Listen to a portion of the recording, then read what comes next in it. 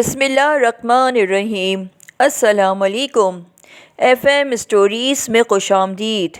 پیش خدمت ہے عمران سیریز کا ناول عمران کی موت۔ مصنف ہیں مظہر کلیم ایم اے۔ کہانی کا دوسرا حصہ۔ اس کے دونوں ہاتھ فضا میں پھیلے ہوئے تھے۔ یہ خاصا خطرناک داؤ تھا کہ نہ جانے جوانہ کس بازو سے حملہ کرے گا، مگر مقابل میں عمران تھا۔ وہ اپنی جگہ سے ہلا تک نہیں تھا۔ پھر جوانہ نے پوری قوت سے دونوں بازو سمیٹے، مگر عمران انتہائی تیزی سے نیچے بیٹھ گیا اور جوانہ کے دونوں بازو فضا میں ایک دوسرے سے ٹکرا گئے۔ اگر عمران کو ایک لمحے کی بھی دیر ہو جاتی تو یقیناً وہ جوانہ کے طاقتور بازو کی زد میں آ کر چٹنی بن چکا ہوتا۔ عمران نیچے بیٹھتے ہی کسی اسپرنگ کی طرح اچھلا اور اس کے سر کی بھرپور ٹکر جوانہ کے پیٹ پر پڑی۔ جوانہ اچھل کر پشت کے بل زمین پر جا گرا۔ اٹھو جوانہ، مجھے بار بار زمین چاٹنے والے لڑاکوں سے بڑی کراہت آتی ہے، عمران نے مذاق اڑانے والے لہجے میں کہا، اور جوانہ یوں اچھل کر کھڑا ہو گیا جیسے اس کے جسم میں ہڈیوں کی جگہ اسپرنگ لگ گئے ہوں۔ غصے کی شدت سے اس کا چہرہ بگڑ کر حد درجہ بھیانک ہو چکا تھا۔ آؤ میرے شکاری، آگے آؤ، شکار حاضر ہے، عمران نے حسب عادت اشتعال دلاتے ہوئے کہا۔ جوانہ ایک بار پھر اچھل کر اس پر حملہ کرنے لگا۔ اس بار اس نے خطرناک ترین داؤ عمران پر آزمایا تھا۔ عمران کے قریب آتے ہی وہ انتہائی تیزی سے گھوم گیا تھا اور پھر اس کی ٹانگ پوری قوت سے لہراتی ہوئی عمران کی ٹانگوں پر پڑی اور عمران اچھل کر زمین پر جا گرا۔ دراصل عمران کے تصور میں نہ تھا کہ جوانہ اتنی پھرتی سے یہ خطرناک داؤ کھیل سکے گا۔ عمران نے نیچے گرتے ہی اٹھنے کی کوشش کی، مگر جوانہ ٹانگ مارتے ہی لٹو کی طرح ایک بار پھر گھوما اور اس کی لات پوری قوت سے زمین سے اٹھنے کی کوشش کرتے ہوئے عمران کے پہلو پر پڑی اور عمران فضا میں اچھل کر 3-4 فٹ دور جا گرا۔ ایک لمحے کے لیے عمران کو یوں محسوس ہوا جیسے اس کی ایک طرف کی ساری پسلیاں اپنی جگہ چھوڑ گئی ہو۔ اس کے جسم میں شدید اینٹھن سی ہونے لگی اور وہ بے اختیار کسی گولے کی طرح سمٹتا چلا گیا، اور یہی سمٹنا اس کے حق میں بہتر ثابت ہوا، کیونکہ جوانہ نے انتہائی تیزی سے جھک کر اس کی دونوں ٹانگیں پکڑنے کی کوشش کی تھی۔ وہ شاید اس کی دونوں ٹانگیں پکڑ کر اسے فضا میں گھما کر زمین پر مارنا چاہتا تھا، مگر جوانہ کی یہ کوشش بیکار گئی، کیونکہ اس کے جھکنے سے ایک لمحہ پہلے عمران نے دونوں ٹانگیں سکیڑ لی تھی، اور پھر اس سے پہلے کہ جوانہ سیدھا ہوتا، عمران کی دونوں ٹانگیں بیک وقت پھیلی اور اس کے پیر پوری قوت سے جھکے ہوئے جوانہ کے چہرے پر پڑے اور جوانہ لڑکھڑا کر پیچھے ہٹتا چلا گیا۔ عمران کے لیے اتنا وقفہ کافی تھا۔ اب عمران کے چہرے پر بھی غصے کی لہر دوڑتی چلی گئی۔ اب یہ کھیل ختم ہو جانا چاہیے جوانہ، عمران نے سنجیدہ لہجے میں کہا، اور اس کے ساتھ ہی عمران نے چپتے کی طرح اپنی جگہ سے چست لگائی اور فضا میں گھومتا ہوا دونوں ہاتھوں کے بل زمین پر آ گیا، مگر زمین پر آتے ہوئے وہ اپنے ساتھ جوانہ کو بھی لے آیا، کیونکہ اس کی دونوں ٹانگوں نے فضا میں گھومتے ہوئے جوانہ کی گردن میں شکنجہ کس لیا تھا۔ چنانچہ ایک جھٹکے سے جوانہ بھی اس کی ٹانگوں میں کسا ہوا زمین پر آ رہا تھا، اور عمران نے تیزی سے اپنے جسم کو موڑا اور جوانہ کی گردن میں بل پڑ گیا۔ عمران ایک بار پھر اچھل کر کھڑا ہو چکا تھا۔ پھر اس سے پہلے کہ جوانہ اٹھتا، عمران تیزی سے جھکا اور دوسرے لمحے دیوہیکل جوانہ اس کے دونوں ہاتھوں میں جکڑا ہوا فضا میں اٹھتا چلا گیا۔ عمران کا ایک ہاتھ جوانہ کی گردن کے گرد کسا ہوا تھا، جبکہ دوسرا ہاتھ اس کی ٹانگوں کے گرد تھا، اور پھر عمران نے اپنے ہاتھوں کو ذرا بل دے کر جھکایا تو جوانہ کا جسم پشت کے بل اس کے پشت سے ٹکرایا، اور اس کے ساتھ ہی عمران نے دونوں ہاتھوں کو پوری قوت سے جھٹکا دیا۔ جوانہ کے حلق سے تیز چیخ اٹھی۔ عمران کے ہاتھوں کے زوردار جھٹکے سے جوانہ کا بھاری جسم کمان کی طرح مڑتا چلا گیا، اور پھر کڑک کی آواز فضا میں گونجی۔ عمران نے جوانہ کو یوں زمین پر اچھال دیا جیسے مزدور بھاری بوجھ کو زمین پر پٹک دیتے ہیں۔ جوانہ کا جسم بری طرح تڑپ رہا تھا اور اس کے ہاتھ پیر اس کے بس میں نہ رہے تھے۔ عمران نے انتہائی خوفناک داؤ استعمال کر کے اس کے ریڑھ کی ہڈی کا موڑا ڈسلوکیٹ کر دیا تھا، اور اب جوانہ بیکار ہو چکا تھا۔ چند لمحوں بعد وہ ساخت ہو گیا۔ اس مرتبہ وہ بے ہوش نہیں ہوا تھا بلکہ بے حس و حرکت ہو چکا تھا۔ اب وہ حرکت کرنے کے قابل نہیں رہا تھا۔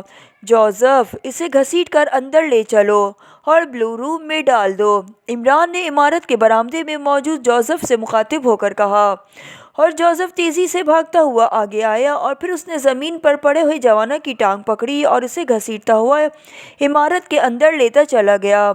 جوانا کے حلق سے چیخیں نکل رہی تھیں، مگر ظاہر ہے جوزف ان چیخوں کی کب پرواہ کرتا۔ کیا حال ہے ٹائیگر؟ عمران نے آگے بڑھ کر برآمدے کی سیڑھیوں پر بیٹھتے ہوئے ٹائیگر سے مخاطب ہو کر کہا۔ میں شرمندہ ہوں باس، بس اچانک ہی مار کھا گیا۔ ٹائیگر نے گردن کو دائیں بائیں حرکت دیتے ہوئے کہا۔ کوئی بات نہیں، تم بہت اچھے طریقے سے لڑے ہو، خاص طور پر اس وقت تم نے کمال کر دیا تھا جب جوانا نے پیٹ سے پکڑ کر تمہاری دونوں ٹانگیں اپنے پیروں سے جکڑنے کی کوشش کی تھی۔ اگر اس وقت تم ذرا بھی چونک جاتے تو ایک ہی جھٹکے سے تمہاری دونوں ٹانگیں تمہارے جسم سے علیحدہ کر دیتا۔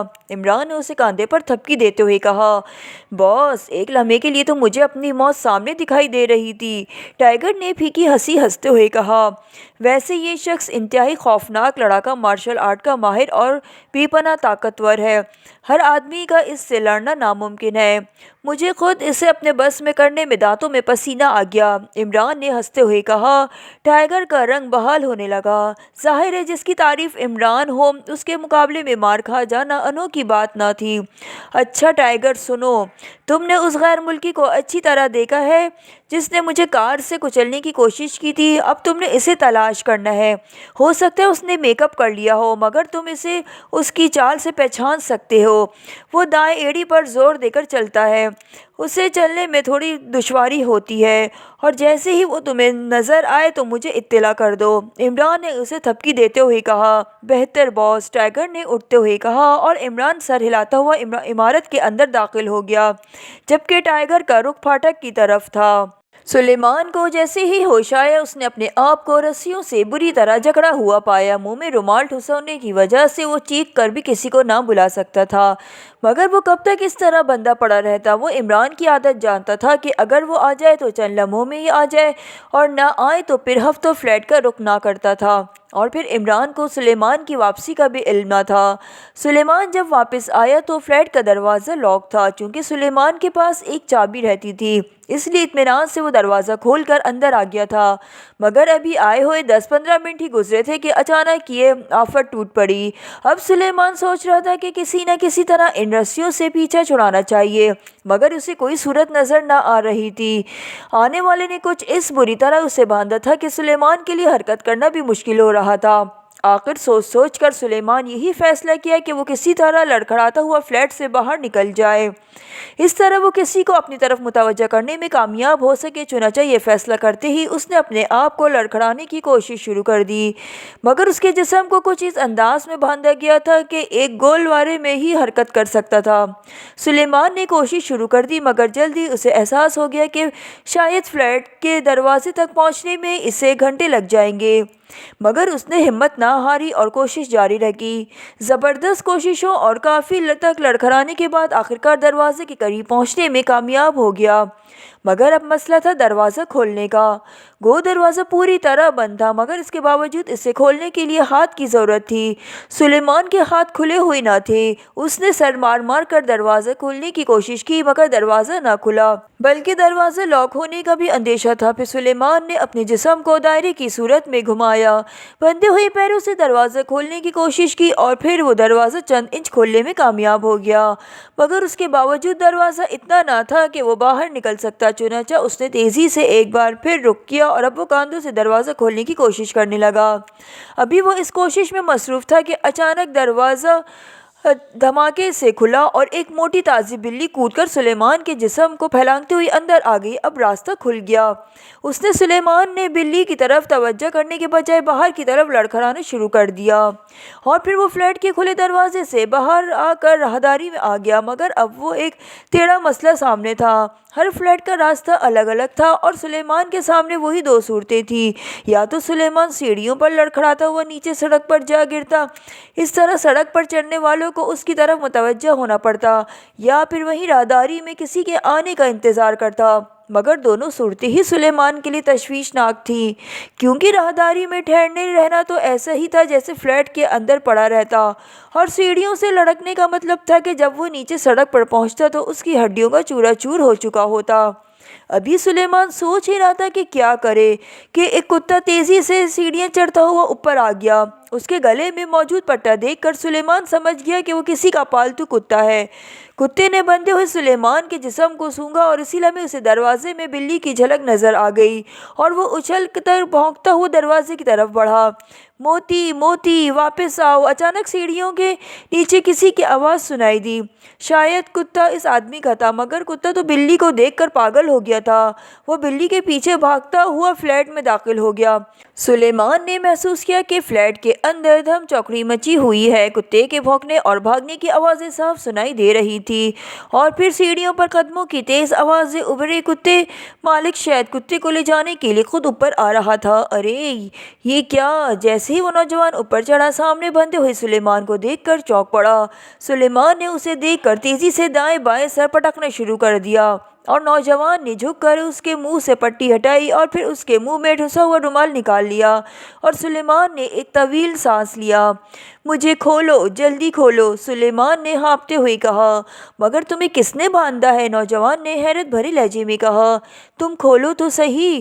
بندھے بندھے میرا جسم سن ہو گیا ہے، سلیمان نے کہا اور نوجوان نے پلٹ کر اس کی رسیاں کھولنی شروع کر دیں۔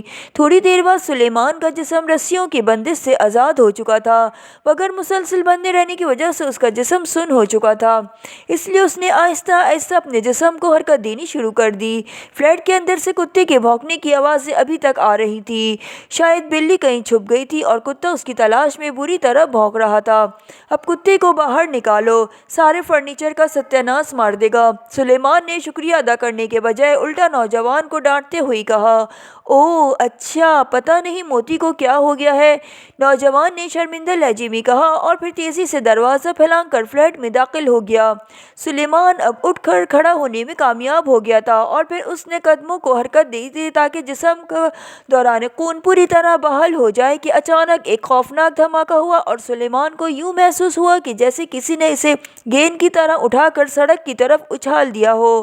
دھماکہ اتنا شدید تھا کہ اس کے حواس یکلک جاتے رہے اور پھر جب اسے ہوش آیا تو اس نے اپنے ارد گرد لوگوں کو چیخنے اور بھاگنے دوڑنے کی آوازیں سنیں۔ وہ سڑک کے ایک طرف بنے ہوئے پارک کے گرد موجود باڑ کے اوپر گرا تھا اور شاید باڑ پر گرنے کی وجہ سے ہی وہ بچ گیا تھا، ورنہ اتنی بلندی سے گرنے کے بعد اس کی ہڈیاں سلامت نہ رہتی۔ مگر دوسرے لمحے اس کی آنکھیں حیرت سے پھٹی کی پھٹی رہ گئیں، کیونکہ سامنے اس کا فلیٹ ملبے کا ڈھیر بنا ہوا تھا اور لوگ تیزی سے ملبہ ہٹانے میں مصروف تھے۔ پورا فلیٹ ہی بیٹھ گیا تھا اور فلیٹ کے نیچے موجود گیراجوں کو بھی اپنے ساتھ ہی زمین بوس کر گیا تھا۔ ملبے میں ابھی تک چیخوں اور کرہوں کی آوازیں سنائی دے رہی تھیں۔ اسی لمحے پولیس گاڑیوں اور فائر بریگیڈ کی سائرنوں کی آوازیں سنائی دیں اور پھر دیکھتے ہی دیکھتے فائر بریگیڈ کے عملے نے فلیٹ کو گھیر لیا اور لوگوں کی مدد سے انتہائی تیزی سے ملبہ ہٹانے کا کام شروع کر دیا۔ سڑک پر ٹریفک جام ہو گئی تھی اور لوگوں نے ایک بے پناہ ہجوم فلیٹ کے گرد اکٹھا تھا اور سلیمان ان کے درمیان کھڑا یوں آنکھیں پھاڑے تباہ شدہ فلیٹ کے ملبے کو دیکھ رہا تھا جیسے اسے اپنی آنکھوں پر یقین نہ آ رہا ہو۔ یہ سوچ کر ہی اس کے معدے میں اینٹھن ہو رہی تھی کہ اگر وہ کوشش کر کے فلیٹ سے باہر نہ نکلتا اور نوجوان اسے نہ کھولتا تو اس وقت اس کے جسم کے ہزاروں اعضاء اس ملبے میں بکھرے ہوئے ہوتے۔ اور اسی لمحے اس نوجوان کا خیال آیا جو کتے کو پکڑنے کے لیے فلیٹ میں داخل ہوا تھا اور اس کے فلیٹ میں جانے کے چند لمحے بعد ہی وہ خوفناک دھماکہ ہوا تھا۔ صاف ظاہر تھا کہ نوجوان کے جسم کے چیتڑے اڑ گئے ہوں گے۔ بیچارہ نوجوان! اسے موت کھینچ کر فلیٹ میں لے آئی، سلیمان نے دل ہی دل میں افسوس کرتے ہوئے کہا۔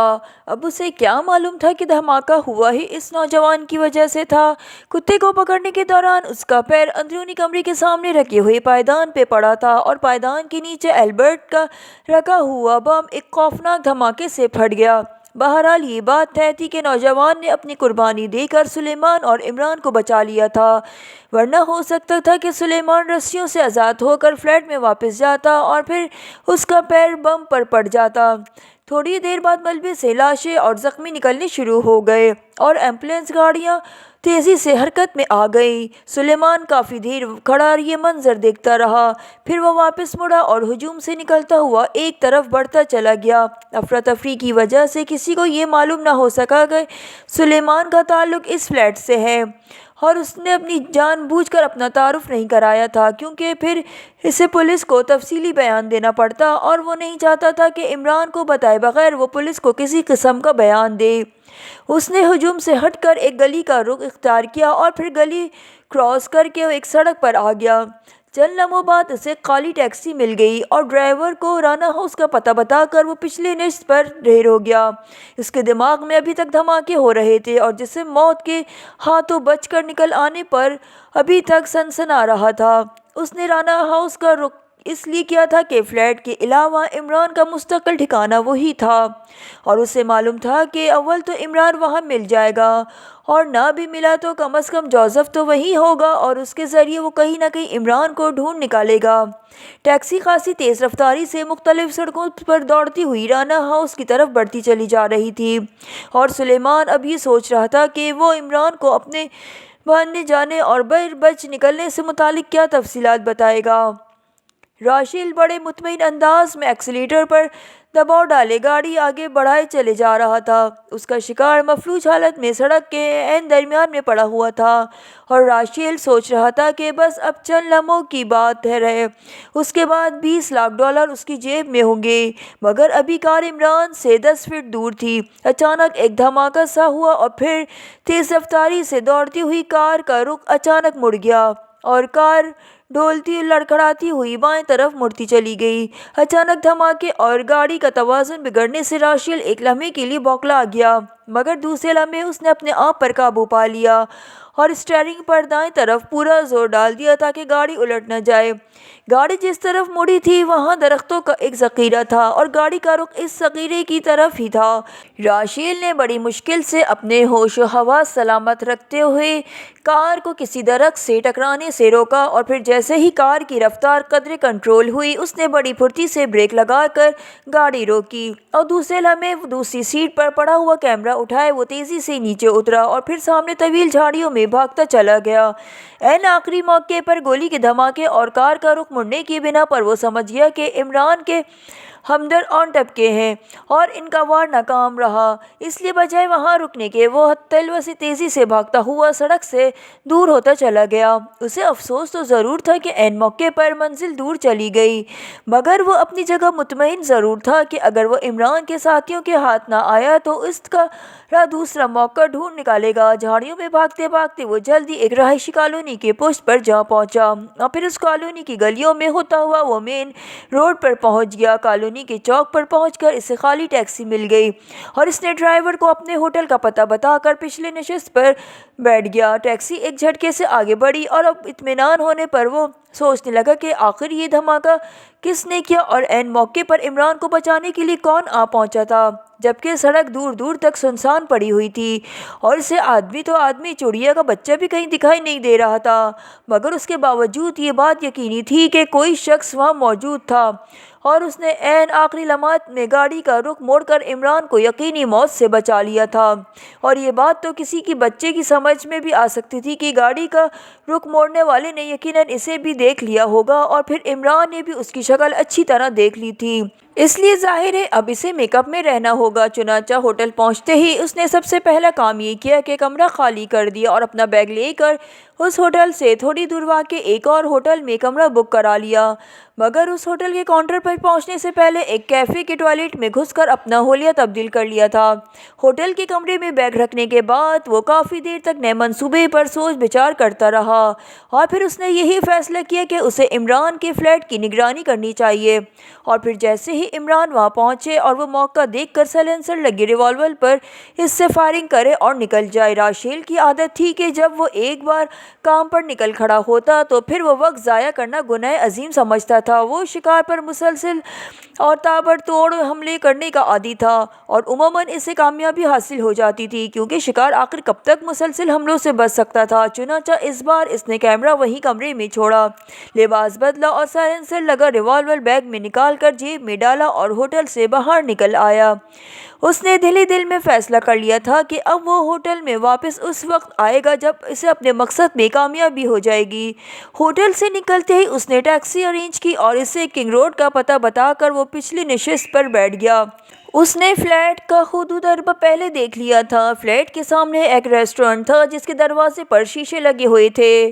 میں نے یہی پروگرام بنایا تھا کہ وہ اس ریسٹورانٹ میں جا کر بیٹھ جائے اور فلیٹ کی نگرانی کرتا رہے گا، اور جیسے ہی عمران فلیٹ میں داخل ہوگا وہ بھی اس کے پیچھے پیچھے چلا جائے گا، اور اس سے پہلے کہ عمران سنبھلتا اس نے عمران پر گولیوں کی بوچھاڑ کر دینی تھی۔ تھوڑی دیر بعد اس نے ٹیکسی ریسٹورانٹ کے سامنے رکوائی اور پھر ڈرائیور کو کرایہ دے کر وہ ریسٹورانٹ میں داخل ہو گیا۔ اب یہ اس کی خوش قسمتی تھی کہ اسے ایک ایسی خالی میز مل گئی جس کے پیچھے بیٹھ کر وہ بڑے اطمینان سے فلیٹ کی نگرانی کر سکتا تھا۔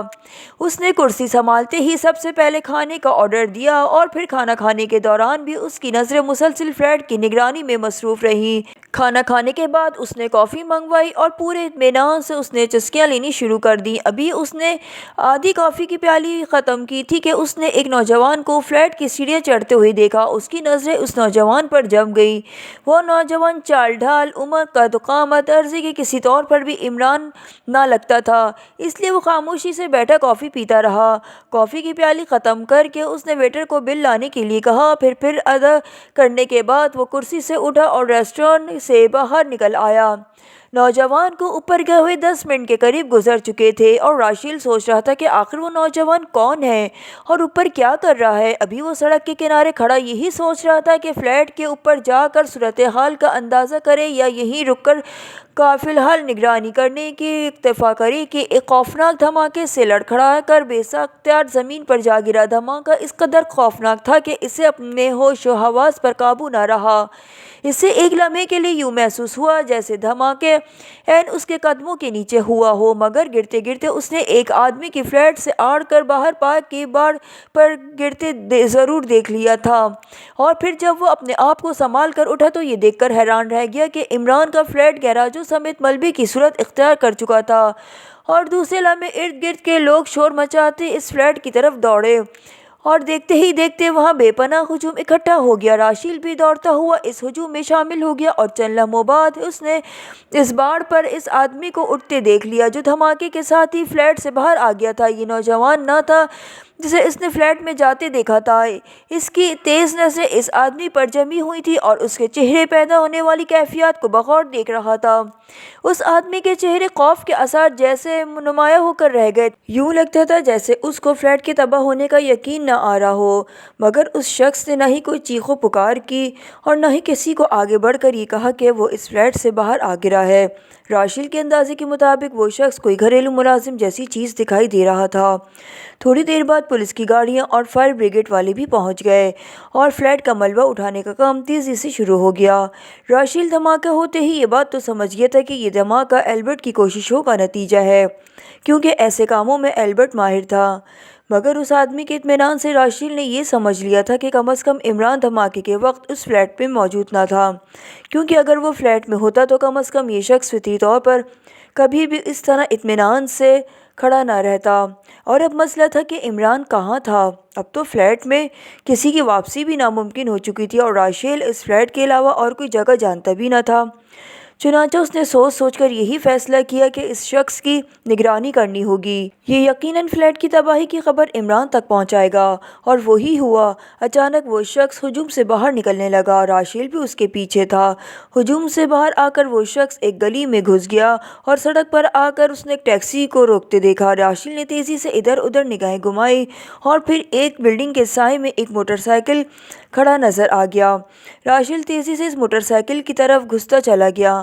موٹر سائیکل کے قریب پہنچ کر اس نے دیکھا تو موٹر سائیکل لاک تھا۔ اسی لمحے بیک وقت دو باتیں ظہور پذیر ہوئیں۔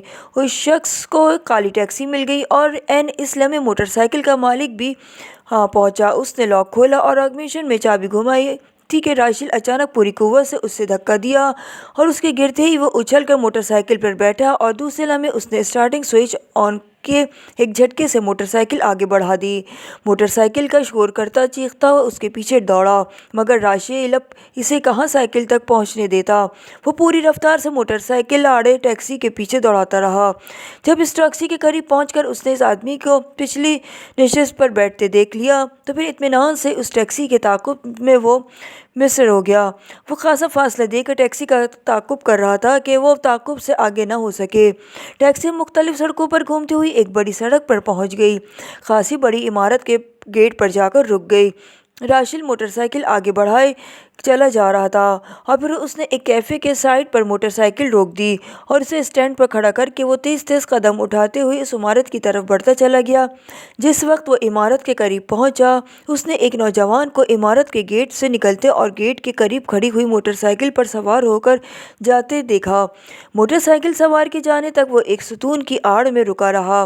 اس کے جانے کے بعد وہ آگے بڑھا اور پھر گیٹ کے سامنے آ کر رک گیا۔ پھاٹک کی ذیلی کھڑکی کھلی ہوئی تھی۔ راشل نے جھک کر اندر دیکھا تو اسے اصل عمارت کے برآمدے میں ٹیکسی سے اتر کر اندر جانے والا شخص نظر آیا۔ راشل تیزی سے کھڑکی کے اندر داخل ہوا اور تیزی سے ایک ستون کی آڑ میں ہو گیا۔ عمارت کے سامنے کا لان خالی پڑا ہوا تھا اور وہاں کوئی شخص نہ تھا۔ راشل چند لمحوں تک وہیں کھڑا رہا، جائزہ لیتا رہا۔ پھر وہ تیزی سے چلتا ہوا عمارت کی طرف بڑھتا چلا گیا۔ اس نے ایک ہاتھ میں جیب میں پڑے ہوئے ریوالور پر جمع ہوا تھا۔ جب وہ عمارت کے قریب پہنچا تو اچانک اس نے عمارت کے سامنے دروازہ کھلتے ہی محسوس کیا اور وہ جھپٹ کر عمارت کی سائڈ والی گلی میں چھپ گیا۔ چند لمحوں بعد اس نے عمارت میں سے ایک ہیوی شکل حبشی کو باہر نکل کر پھاٹک کی طرف جاتے ہوئے دیکھا اور دوسرے لمحے لاشین کے چہرے پر اطمینان کی مسکراہٹ دوڑنے لگی۔ اس حبشی کو وہ عمران کے فلیٹ سے نکلتے ہوئے پہلے ہی دیکھ چکا تھا، اس لحاظ سے وہ سمجھ گیا کہ وہ بالکل صحیح جگہ پر پہنچا ہے۔ عمران یقیناً اس عمارت میں موجود ہوگا۔ پھر اس خیال سے کہ حبشی کہیں پھاٹک بند کر کے واپس آتے ہوئے اسے نہ دیکھ لے، وہ تیز تیز قدم اٹھاتا ہوا اس گلی کو کراس کر کے عمارت کی پشت پر آ گیا۔ عمارت کی پشت پر کئی کھڑکیاں موجود تھیں۔ یہ تمام کھڑکیاں تاریک تھیں، اس لیے راشل سمجھ گیا تھا کہ ان کمروں میں کوئی موجود نہیں ہے۔ اس نے باری باری ہر کھڑکی کو آزمایا، پھر ایک کھڑکی اسے کھلی ہوئی مل گئی۔ اس نے بڑی احتیاط سے اس کے دونوں پٹ دھکیلے اور چند لمحے اندر کی سنگن لینے کے بعد وہ کھڑکی پھیلانگ کر کمرے میں پہنچ گیا۔ کمرے میں پہنچ کر وہ تھوڑی دیر تو بے حس و حرکت کھڑا رہا، مگر جب کہیں سے کوئی آواز نہ سنائی دی تو اس نے جیب سے پینسل ٹارچ نکالی اور اس کی باریک روشنی میں اس نے کمرے کا جائزہ لیا۔ یہ باتھ روم تھا جس کا دروازہ کسی کمرے میں پڑتا تھا۔ راشل نے اس دروازے کو کھول کر کمرے میں پہنچنا تو دوسرے لمحے چونک پڑا۔ اسے کمرے کی فرش سے کھڑپڑ کی آواز سنائی دی اور وہ تیزی سے فرش پر جھک گیا اور اس نے اپنا کان زمین پر لگا دیا۔ آوازیں کچھ اور زیادہ واضح ہو گئیں۔ کچھ لوگ اس کمرے کے عین نیچے موجود تھے۔ راشل سمجھ گیا تھا کہ اس کمرے کے نیچے تہہ خانے میں کوئی کارروائی ہو رہی ہے اور یقیناً عمران اسی تہہ خانے میں موجود ہوگا۔ چنانچہ وہ اٹھ کر تیزی سے اس کمرے کے بیرونی دروازے کی طرف بڑھا۔ دروازہ کھلا ہوا تھا۔ جیسے اس نے دروازے کو ذرا سا کھولا، اسے بھاری قدموں کی آوازیں اس دروازے کی طرف آتی سنائی دی۔ راشل نے پینسل ٹارچ بجھا دی اور دروازے سے لگ کر کھڑا ہو گیا۔ اس کا ہاتھ جیب میں پڑے ہوئے ریوالور پر جمع تھا اور جسم تیار ہوا تھا۔ قدموں کی تیز آوازیں دروازے کے قریب پہنچی اور پھر آگے بڑھتی چلی گئیں۔ راشل نے اطمینان کا ایک طویل سانس لیا اور پھر دروازہ کچھ اور کھول کر باہر جھانکا تو وہی حبشی تیز تیز قدم اٹھاتا ہوا راہداری میں جاتا دکھائی دے رہا تھا۔ راہداری کے آخر میں جا کر وہ بائیں طرف مڑ گیا تو راشل بڑی احتیاط سے دروازہ کھول کر باہر نکلا اور پھر اس حبشی کے پیچھے راہداری کے موڑ کی طرف بڑھتا چلا گیا۔ راہداری کے آخر میں دائیں طرف سیڑھیاں نیچے اتر رہی تھیں جن کے آخر میں ایک دروازہ تھا۔ دروازہ بند تھا۔ راشل سیڑھیاں اترتا چلا گیا اور پھر اسے دروازے کے اوپر ایک چھوٹا سا روشن دان نظر آ گیا جس کے نیچے دروازے کے اوپر ایک چھوٹا سا شیڈ تھا۔ راشل نے ہاتھ اوپر کیے اور جیسے ہی اس کے ہاتھ شیڈ پہنچے وہ ہاتھوں کے بل اوپر اٹھتا چلا گیا اور چند لمحوں بعد وہ بڑے اطمینان سے شیڈ پر بیٹھا ہوا تھا۔ روشن دان میں شیشے کے بجائے خالی جالی لگی ہوئی تھی۔ راشل نے جیسے ہی جالی سے آنکھ لگا کر اندر کمرے میں نظر ڈالی وہ بری طرح چونک پڑا۔ اس کا دماغ ایک لمحے کے لیے لٹو کی طرح گھوم گیا کیونکہ سامنے ایک بڑی سی میز پر جوانہ بے حس و حرکت لیٹا ہوا تھا اور اس کے ساتھ ایک نوجوان ہاتھ میں ایک چھوٹا سا آلہ پکڑے کھڑا تھا، جبکہ وہ حبشی بھی دونوں پہلو پر ریوالور لٹکائے بڑے مطمئن انداز میں کھڑا تھا۔ وہ شخص جس کا پیچھا کرتے ہوئے راشل یہاں تک آیا تھا وہ کمرے کے ایک کونے میں رکھی ہوئی کرسی پر بیٹھا ہوا تھا۔ باس، آپ خواہ مخواہ اس چکر میں پڑ رہے ہیں۔ اس میز کو میرے حوالے کر دیں، پھر دیکھیں یہ کس طرح طوطے کی طرح بولتا ہے۔ حبشی نے بگڑتے ہوئے لہجے میں کہا، کالے دیو، ہر وقت طاقت نہیں چلتی، میں اس ٹائپ کو اچھی طرح جانتا ہوں، یہ مار پیٹ سے کچھ نہیں بتائے گا۔ اس نوجوان سے ہاتھ میں پکڑے ہوئے ایک بٹن کو دباتے ہوئے کہا، اور اس کی آواز سنتے ہی راشل سمجھ گیا کہ بولنے والا عمران ہے۔ چونکہ عمران میک اپ میں تھا، اس لیے وہ اس کے بولنے سے پہلے اسے نہ پہچان سکا تھا۔ راشل نے جلدی سے جیب میں ہاتھ ڈالا اور سائلنسر لگا ہوا ریوالور نکال لیا، اور پھر اس کی نال جالی کے بڑے سوراخ میں رکھتے ہوئے اس نے عمران کے سینے کا نشانہ لیا، اور عمران بڑے اطمینان سے آلے کے مختلف بٹن دبانے میں مصروف تھا۔ اس کے تصور میں بھی نہ تھا کہ موت کے بھیانک پنجوں نے اسے ٹارگٹ بنا لیا ہے۔ مدام برتا نے پاک ایشیا کے دارالحکومت میں پہنچتے ہی سب سے پہلے ٹونی بار کے مالک ٹونی کا نمبر گھمایا، اور پھر جیسے ہی رابطہ قائم ہوا ریسیور ایک قرردار بھاری آواز سے گونج اٹھا۔ ٹونی اسپیکنگ لہجے میں بے پناہ کرتکی تھی۔ ٹونی، میں ایکرما کی مدام برتا بول رہی ہوں، بلیو مون نائٹ کلب کی مدام برتا۔ مدام برتا نے اپنا تعارف کراتے ہوئے کہا، او مدام برتا، آپ کیا آپ ناراگ سے بول رہی ہیں؟ ٹونی کے لہجے میں حیرت شامل تھی، البتہ اس بار کرکتی کے بجائے نرمی کی جھلک نمایاں تھی۔ نہیں، میں تمہارے شہر کے ہوٹل ہل سے بات کر رہی ہوں، ابھی ابھی یہاں پہنچی ہوں، مدام برتا نے مسکراتے ہوئے جواب دیا۔ اوہ ویری گڈ، مگر آپ ہوٹل میں کیوں ٹھہری ہیں؟ آپ سیدھا میرے پاس آنا چاہیے تھا، ٹونی نے برا مناتے ہوئے کہا۔ نہیں، میں یہاں ٹھیک ہوں، مجھے ایک ضروری کام کے لیے ایک خاص آدمی چاہیے، میں انہیں اچھا خاصا معاوضہ دوں گی، مگر آدمی کام کے ہوں، مدام برتا نے کہا۔ آدمی تو جتنے کہیں مل جائیں گے، مگر کام کی نوعیت بھی تو بتائیں، ٹونی نے پوچھا۔ ایک آدمی کی نگرانی کرانی ہے، مگر نگرانی ایسی ہو کہ مجھے ایک ایک لمحے کی رپورٹ ملتی رہے، مدام برتا نے کہا۔ کام صرف نگرانی تک ہی محدود رہے گا یا آگے بھی بڑھے گا؟ ٹونی نے پوچھا۔ فی الحال تو نگرانی تک ہی محدود ہوگا، آگے کام بڑھا تو پھر میں بتا دوں گی، مدام برتا نے جواب دیا۔ مدام، اگر آپ مناسب سمجھیں تو کم از کم ٹارگٹ کی حیثیت دیں تاکہ میں اس کی حیثیت کے مطابق آدمیوں کا چناؤ کروں، ٹونی نے چند لمحوں کی خاموشی کے بعد پوچھا۔ وہ ایک احمق سا شخص ہے، اس کا نام علی عمران ہے، کنگ رو کے فلیٹ نمبر 200 میں رہتا ہے، مدام برتا نے تفصیل بتاتے ہوئے کہا۔ یہ کیا کہہ رہے ہیں مدام، آپ علی عمران کی نگرانی کرائیں گے؟ ٹونی کے لہجے میں بے پناہ حیرت تھی۔ ہاں، کیا تم اسے جانتے ہو؟ مدام نے چونک کر پوچھا۔ میں خود آپ کے پاس آ رہا ہوں مدام، آپ کا کمرہ نمبر کیا ہے؟ ٹونی نے بے چین لہجے میں پوچھا۔ کمرہ نمبر یا دوسری منزل؟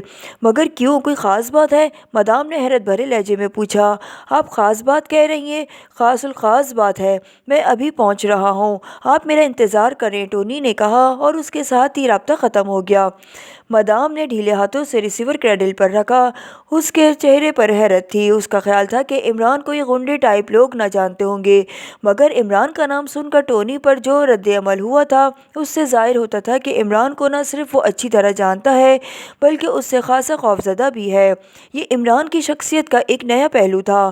مدام عمران کے متعلق بیٹھی سوچ رہی تھی، اس نے عمران کے خاتمے کے متعلق جو منصوبہ بنایا تھا اب وہ اس کے متعلق سوچ رہی تھی کہ کیا وہ واقعی کامیاب ہو جائے گی۔ بہرحال اس نے فیصلہ کر لیا کہ ٹونی سے بات چیت کے بعد وہ اس منصوبے پر غور کرے گی۔ تقریباً 10 منٹ بعد دروازے پر دستک کی آواز سنائی دی۔ کم ان، مدام برتا نے کہا، اور دوسرے لمحے دروازہ کھلا اور ٹونی اندر داخل ہوا۔ ٹونی دارالحکومت کا مشہور بدمعاش تھا اور زیر دنیا میں اس کا خاصا نام مشہور تھا، لڑائی بھڑائی کے فن میں ماہر تھا، یہی وجہ تھی کہ اس کا نام ہر جگہ دہشت طاری تھا۔ جسمانی لحاظ سے وہ سڈول اور مضبوط جسم کا مالک تھا، اس کی چال ڈھال میں غیر معمولی پھرتی تھی۔ ہیلو مدام، بڑے عرصے بعد آپ سے ملاقات ہو رہی ہے، ٹونی نے کمرے میں آتے ہی مسکراتے ہوئے کہا۔ ہاں واقعی، تم نے بھی تو کافی عرصے سے ناراگ کا چکر نہیں لگایا، مدام نے اس سے مصافحہ کرتے ہوئے کہا۔ وہ چکر لگانے والا دور ختم ہو گیا مدام، اب تو میرے کارندے کام کرتے ہیں، ٹونی نے کرسی پر بیٹھتے ہوئے قدرے فقیریہ لہجے میں کہا۔ کیا پیو گے؟ مدام نے مسکراتے ہوئے پوچھا۔ ویکسی منگوا لیں، ٹونی نے بے تکلفانہ لہجے میں کہا، اور مدام نے سروس روم کو ٹیلی فون کر کے ویکسی کا آرڈر دے دیا۔ چند لمحوں بعد ویٹر ویکسی کی ایک بوتل اور 2 گلاس لے کر آ گیا۔ ویٹر کے جانے کے بعد ٹونی کمرے کا دروازہ اندر سے بند کر دیا اور پھر ویکسی کا جام اٹھا کر کرسی پر بیٹھ گیا۔ مدام، آپ کس چکر میں پڑ گئیں؟ عمران، جیسے آپ احمق کہہ رہی ہیں، دنیا کا سب سے خطرناک شخص ہے، میرا تو مشورہ یہی ہے کہ عمران کو نہ छेड़ें वरना नताइज तवक्को से बरक्स भी निकल सकते हैं।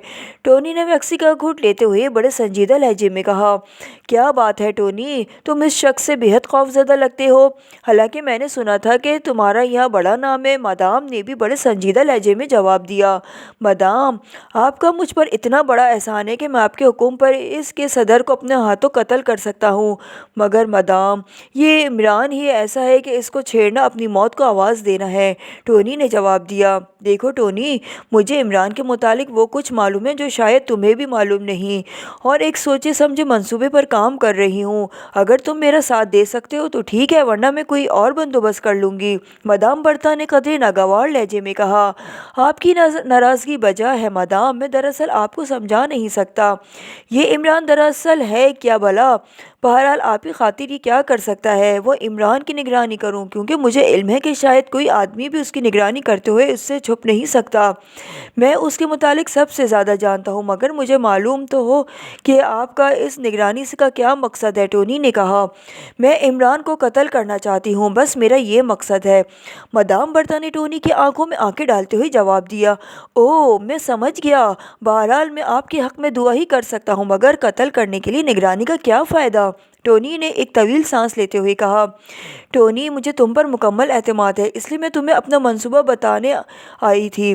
तुम इसे सुनकर मुझे बताओ कि मंसूबा कैसा है। मादाम ने चंद लम्हों की खामोशी के बाद फैसला कुन लहजे में कहा। ठीक है, आप मुझे मंसूबा बताएं। मेरी अपनी भी दिली ख्वाहिश है कि मैं इमरान पर हाथ डालूं। मैंने इससे अपना एक पुराना बदला चुकाना है। हो सकता है कि आपके ज़रिए ये इंतकाम भी पूरा हो जाए। टोनी ने जवाब दिया। सुनो, मुझे मालूम हुआ है कि उस फ्लैट के एक बावर्ची रहता है जो इसका खाना वगैरह पकाता है। ज़ाहिर है उस फ्लैट में सरकारी पानी पाइप के ज़रिए मुहैया होता होगा। मैं दरअसल निगरानी के ज़रिए ये मालूम करना चाहती हूँ कि इमरान किस वक्त यकीनी तौर पर फ्लैट में मौजूद होता है और किस वक्त का खाना या चाय यकीनी तौर पर फ्लैट में खाता पीता है।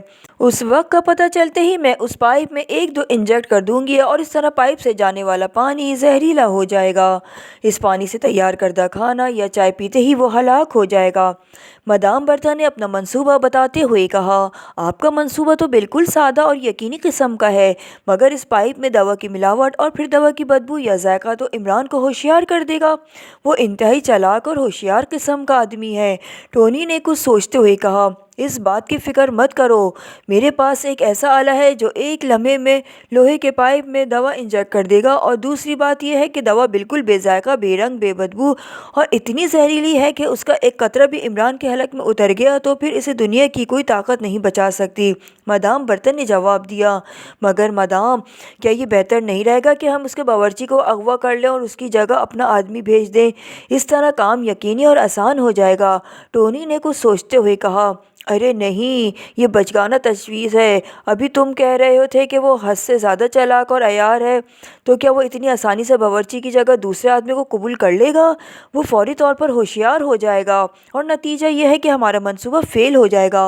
मादाम बर्ता ने मुस्कुराते हुए जवाब दिया। आपका ख्याल दुरुस्त है मादाम, वाकई आपका मंसूबा काबिल दाद है। बाकी रह गई उसकी निगरानी की बात, तो आप बेफिक्र रहें, मैं अभी से काम शुरू कर देता हूँ। मुझे यकीन है कि कल तक मैं आपको हतमी रिपोर्ट दे दूंगा। टोनी ने मुस्कुराते हुए कहा। हाँ, रिपोर्ट के सही होने पर ही सारे मंसूबे का इन्हिसार है। अगर ज़रा भी गड़बड़ हो गई तो इसका बावर्ची मारा जाएगा और फिर वो होशियार हो जाएगा। मादाम ने कहा। आप बेफिक्र रहे, मैं समझ गया, मैं सही रिपोर्ट दूंगा। टोनी ने वैक्सी का आखिरी घूंट हलक से उतारते हुए कहा।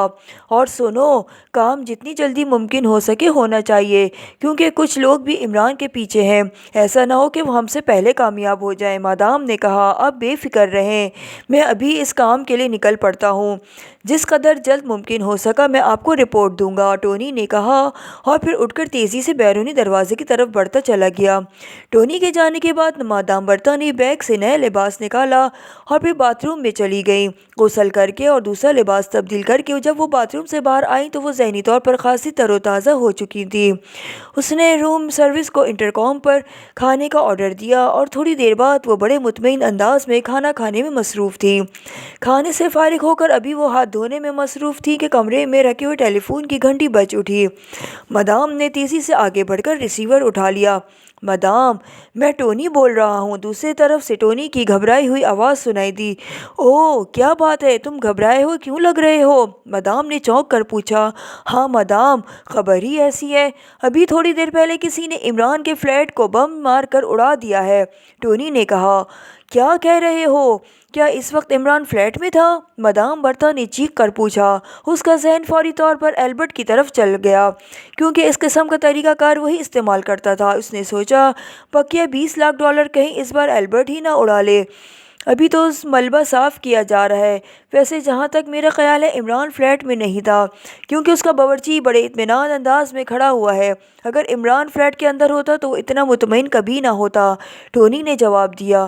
اوہ، مگر عمران کو کہاں تلاش کیا جائے گا؟ ظاہر ہے فلیٹ کی تباہی کے بعد تو روپوش ہو جائے گا، مدام برتا نے کچھ سوچتے ہوئے کہا۔ مدام، میں عمران کے باورچی کو نظر میں رکھے ہوئے ہیں۔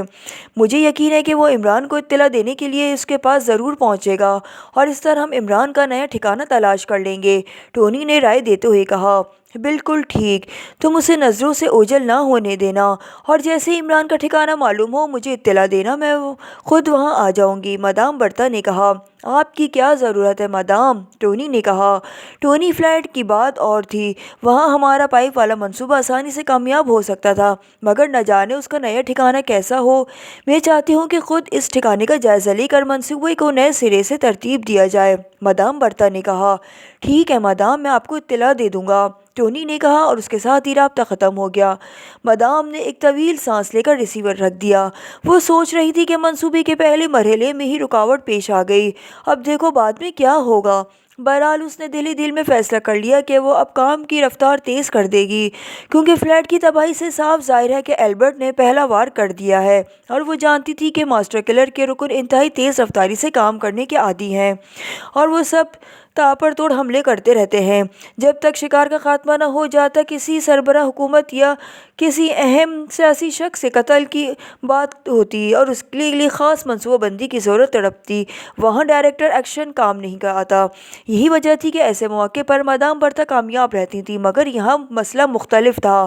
علی عمران کتنی ہی اہم شخصیت ہو، مگر اس پر براہ راست ہاتھ ڈالا جا سکتا تھا، اور وہ جوانا اور راشیل کی عادتیں جانتی تھی۔ یقیناً راشیل اور جوانا نے بھی اپنے اپنے حملوں کا آغاز کر دیا ہوگا، چنانچہ ایسا نہ ہو کہ وہ منصوبے ہی بناتی رہ جائے اور ان میں سے کوئی $20 لاکھ لے اڑے۔ ابھی وہ اسی سوچ و بچار میں غرق تھی کہ ٹیلی فون کی گھنٹی ایک بار پھر بج اٹھی۔ مدام نے اس بار ریسیور اٹھانے میں انتہائی زیادہ پھرتی سے کام لیا۔ مدام، ٹونی بول رہا ہوں، عمران کے نئے ٹھکانے کا پتہ چل گیا ہے۔ یہ ایلبرٹ روڈ پر واقع ایک بہت بڑی قلعہ نما عمارت ہے جس کا نام رانا ہاؤس ہے۔ باورچی اس عمارت میں گیا ہے، یقیناً عمران اندر موجود ہوگا۔ مجھے بھی پہلے اطلاع ملی تھی کہ رانا ہاؤس بھی عمران کا ہی اڈہ ہے، ٹونی نے کہا۔ ٹھیک ہے، تم وہیں ٹھہرو، میں ٹیکسی میں پہنچ رہی ہوں، اس کے بعد دوسرا منصوبہ سوچیں گے، مدام برتا نے کہا، اور اس کے ساتھ ہی اس نے ریسیور رکھ دیا اور پھر بیگ کھول کر اس میں سے کپڑے نکالنے لگی۔ کپڑے نکال کر اس نے بیگ کا ایک خفیہ خانہ کھولا اور پھر اس خانے میں موجود ایک چھوٹی سی ڈبیا نکالی۔ اس ڈبیا میں سائڈ میں بجھی ہوئی سوئیاں بند تھیں، اور ڈبیا میں ایک ایسا سسٹم تھا کہ اسے مخصوص انداز میں دبانے سے سوئی اس میں سے نکل کر 300 گز تک مار کرتی ہوئی، اور سوئی کی نوک جس جاندار کے جسم کو لگ جائے اسے مرنے میں چند سیکنڈ سے زیادہ نہیں لگتے تھے۔ مدام برتا نے اس بار نیا فیصلہ کر لیا تھا۔ اس کا پروگرام تھا کہ وہ غیر ملکی اسکالر کے روپ میں رانا ہاؤس میں داخل ہوگی، اور پھر جیسے عمران اس کے سامنے آئے گا وہ سوئی اس کے جسم میں اتار دے گی۔ اس نے بڑی پھرتی سے ڈبیا جیب میں ڈالی اور پھر کپڑے دوبارہ بیگ میں ڈال کر وہ کمرے سے باہر نکل آئے۔ چند لمحوں بعد ہوٹل سے باہر کھڑی ہوئی خالی ٹیکسی اسے رانا ہاؤس کی طرف لے اڑی جا رہی تھی۔ ایلبرٹ پائیدان کے نیچے بم رکھ کر واپس اپنے ہوٹل کے کمرے میں پہنچ گیا۔ پھر اس نے کمرے کا دروازہ بند کر کے ٹیچی کیس کے ایک خفیہ خانے سے ایک چھوٹا سا ڈبہ نکالا اور اسے مخصوص انداز میں موڑا۔ ڈبے کا ڈھکن ٹیلی ویژن اسکرین کی طرح روشن ہو گیا۔ ایلبرٹ نے کالر کے ایک چھوٹی سی پن نکالی اور پھر اس پن کی مدد سے اس نے ڈبے کے نچلے حصے میں موجود پیچیدہ سی مشینری کے ایک مخصوص کونے کو دبایا۔ کونے کو دباتے ہی وہاں باریک سا سوراخ ہو گیا اور سوئی پن نوک اس میں داخل ہوتی چلی گئی۔ ایلبرٹ نے مخصوص انداز میں پن کو دائیں بائیں حرکت دینی شروع کر دی اور چند لمحوں بعد ہی ایک دھماکے سے اسکرین روشن ہو گئی۔ ایلبرٹ نے پن نکال کر اسے دوبارہ کوٹ میں ڈال دیا۔ اس نے اس جدید ترین ٹیلی ویژن اسکرین کا رابطہ عمران کے فلیٹ میں موجود بم سے جوڑ دیا تھا اور اب اسکرین اس کمرے کا منظر روشن ہو گیا تھا۔ یہ منظر اس بم میں موجود جدید ترین مشینری کی ٹیلی کاسٹ کر رہی تھی۔ بم کے اوپر رکھا ہوا پائیدان بھی اس کی راہ میں رکاوٹ نہ بن رہا تھا۔ کمرے میں موجود سلیمان بندہ ہونے کے باوجود پانی سے نکلی ہوئی مچھلی کی طرح تڑپ رہا تھا۔ ایلبرٹ سمجھ گیا تھا کہ وہ باہر نکلنے کی کوشش میں مصروف ہے۔ ایلبرٹ کے چہرے پر ہلکی سی مسکراہٹ دوڑ رہی تھی اور وہ اسے سلیمان کی کوششوں کا تماشا دیکھنے لگا۔ ویری گڈ، اچھی کوشش کی ہے تم نے، اچانک ایلبرٹ نے بڑبڑاتے ہوئے کہا، کیونکہ سلیمان کمرے سے باہر جانے میں کامیاب ہو گیا تھا۔ البتہ ایک بلی اب کمرے میں اچھلتی کودتی نظر آ رہی تھی۔ سلیمان کمرے سے باہر جانے کی وجہ سے اسکرین سے آؤٹ ہو چکا تھا۔ ایلبرٹ خاموشی سے بلی کی اچھل کود کا تماشا دیکھ رہا تھا اور تھوڑی دیر بعد وہ اچانک چونک پڑا جب اس نے کمرے میں ایک چھوٹے کتے کو داخل ہوتے دیکھا تھا۔ کتا بلی کے پیچھے لپک رہا تھا۔ ایلبرٹ چہرے پر الجھن کے تاثرات نمایاں ہو گئے کیونکہ کتا کسی کا پالتو لگ رہا تھا۔ ظاہر ہے کتے کو پکڑنے کے لیے اس کا مالک بھی اندر آیا ہوگا۔ اب صرف وہ اسی الجھن میں تھا کہ کیا یہ کتا عمران کا ہے یا کسی اور کا، اور ظاہر ہے اس کا مالک سلیمان کو بھی کھول دے گا۔ اور اس کا سب سے بڑا مسئلہ ہے اسی لیے یہی بن گیا تھا کہ سلیمان کا پیر اگر پائیدان پر آ گیا تو اتنے قیمتی بم کا نقصان ہو جائے گا اور فلیٹ تباہ ہونے کے باوجود شکار بھی بچ نکلے گا، اور فلیٹ کی تباہی کے بعد اس کا ڈھونڈ نکالنا کم از کم ایلبرٹ کے لیے بڑا مشکل ہوگا۔ ابھی وہ اسی سوچ بچار میں غرق تھا کہ اس نے ایک نوجوان کو کمرے میں داخل ہوتے دیکھا۔ نوجوان قد و قامت یا حلیے سے کسی طور پر عمران معلوم نہ ہو رہا تھا۔ نوجوان نے کتے کو پکڑنے کی کوشش شروع کر دی مگر کتا تو بلی کو دیکھ کر مچلا ہوا تھا، وہ نوجوان کے ہاتھ نہ آ رہا تھا۔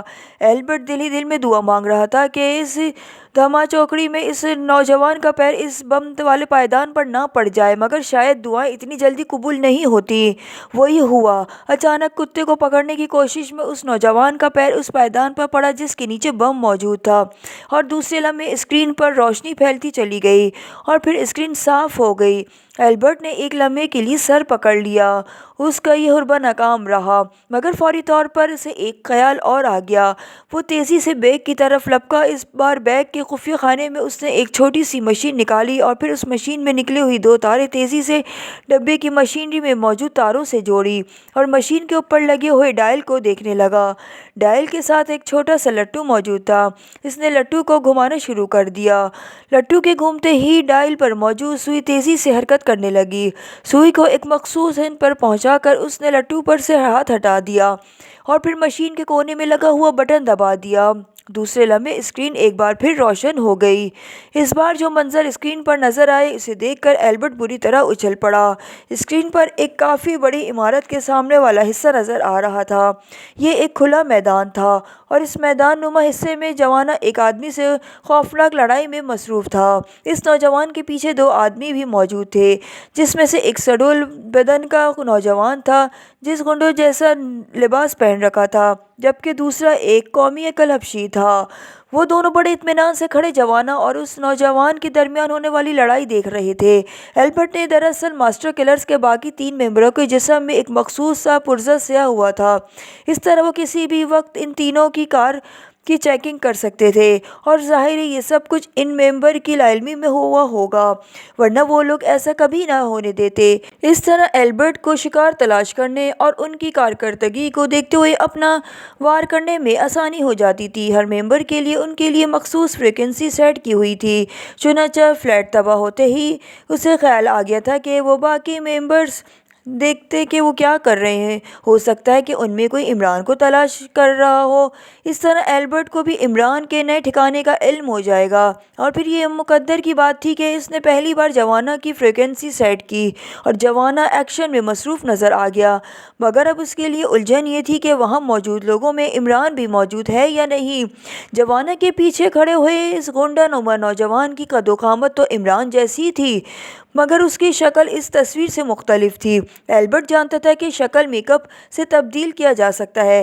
ایلبرٹ نے مشین کے پچھلے حصے کی طرف ہاتھ بڑھایا اور پھر مشین کے پشت پر موجود ایک چھوٹا بٹن آن کر دیا۔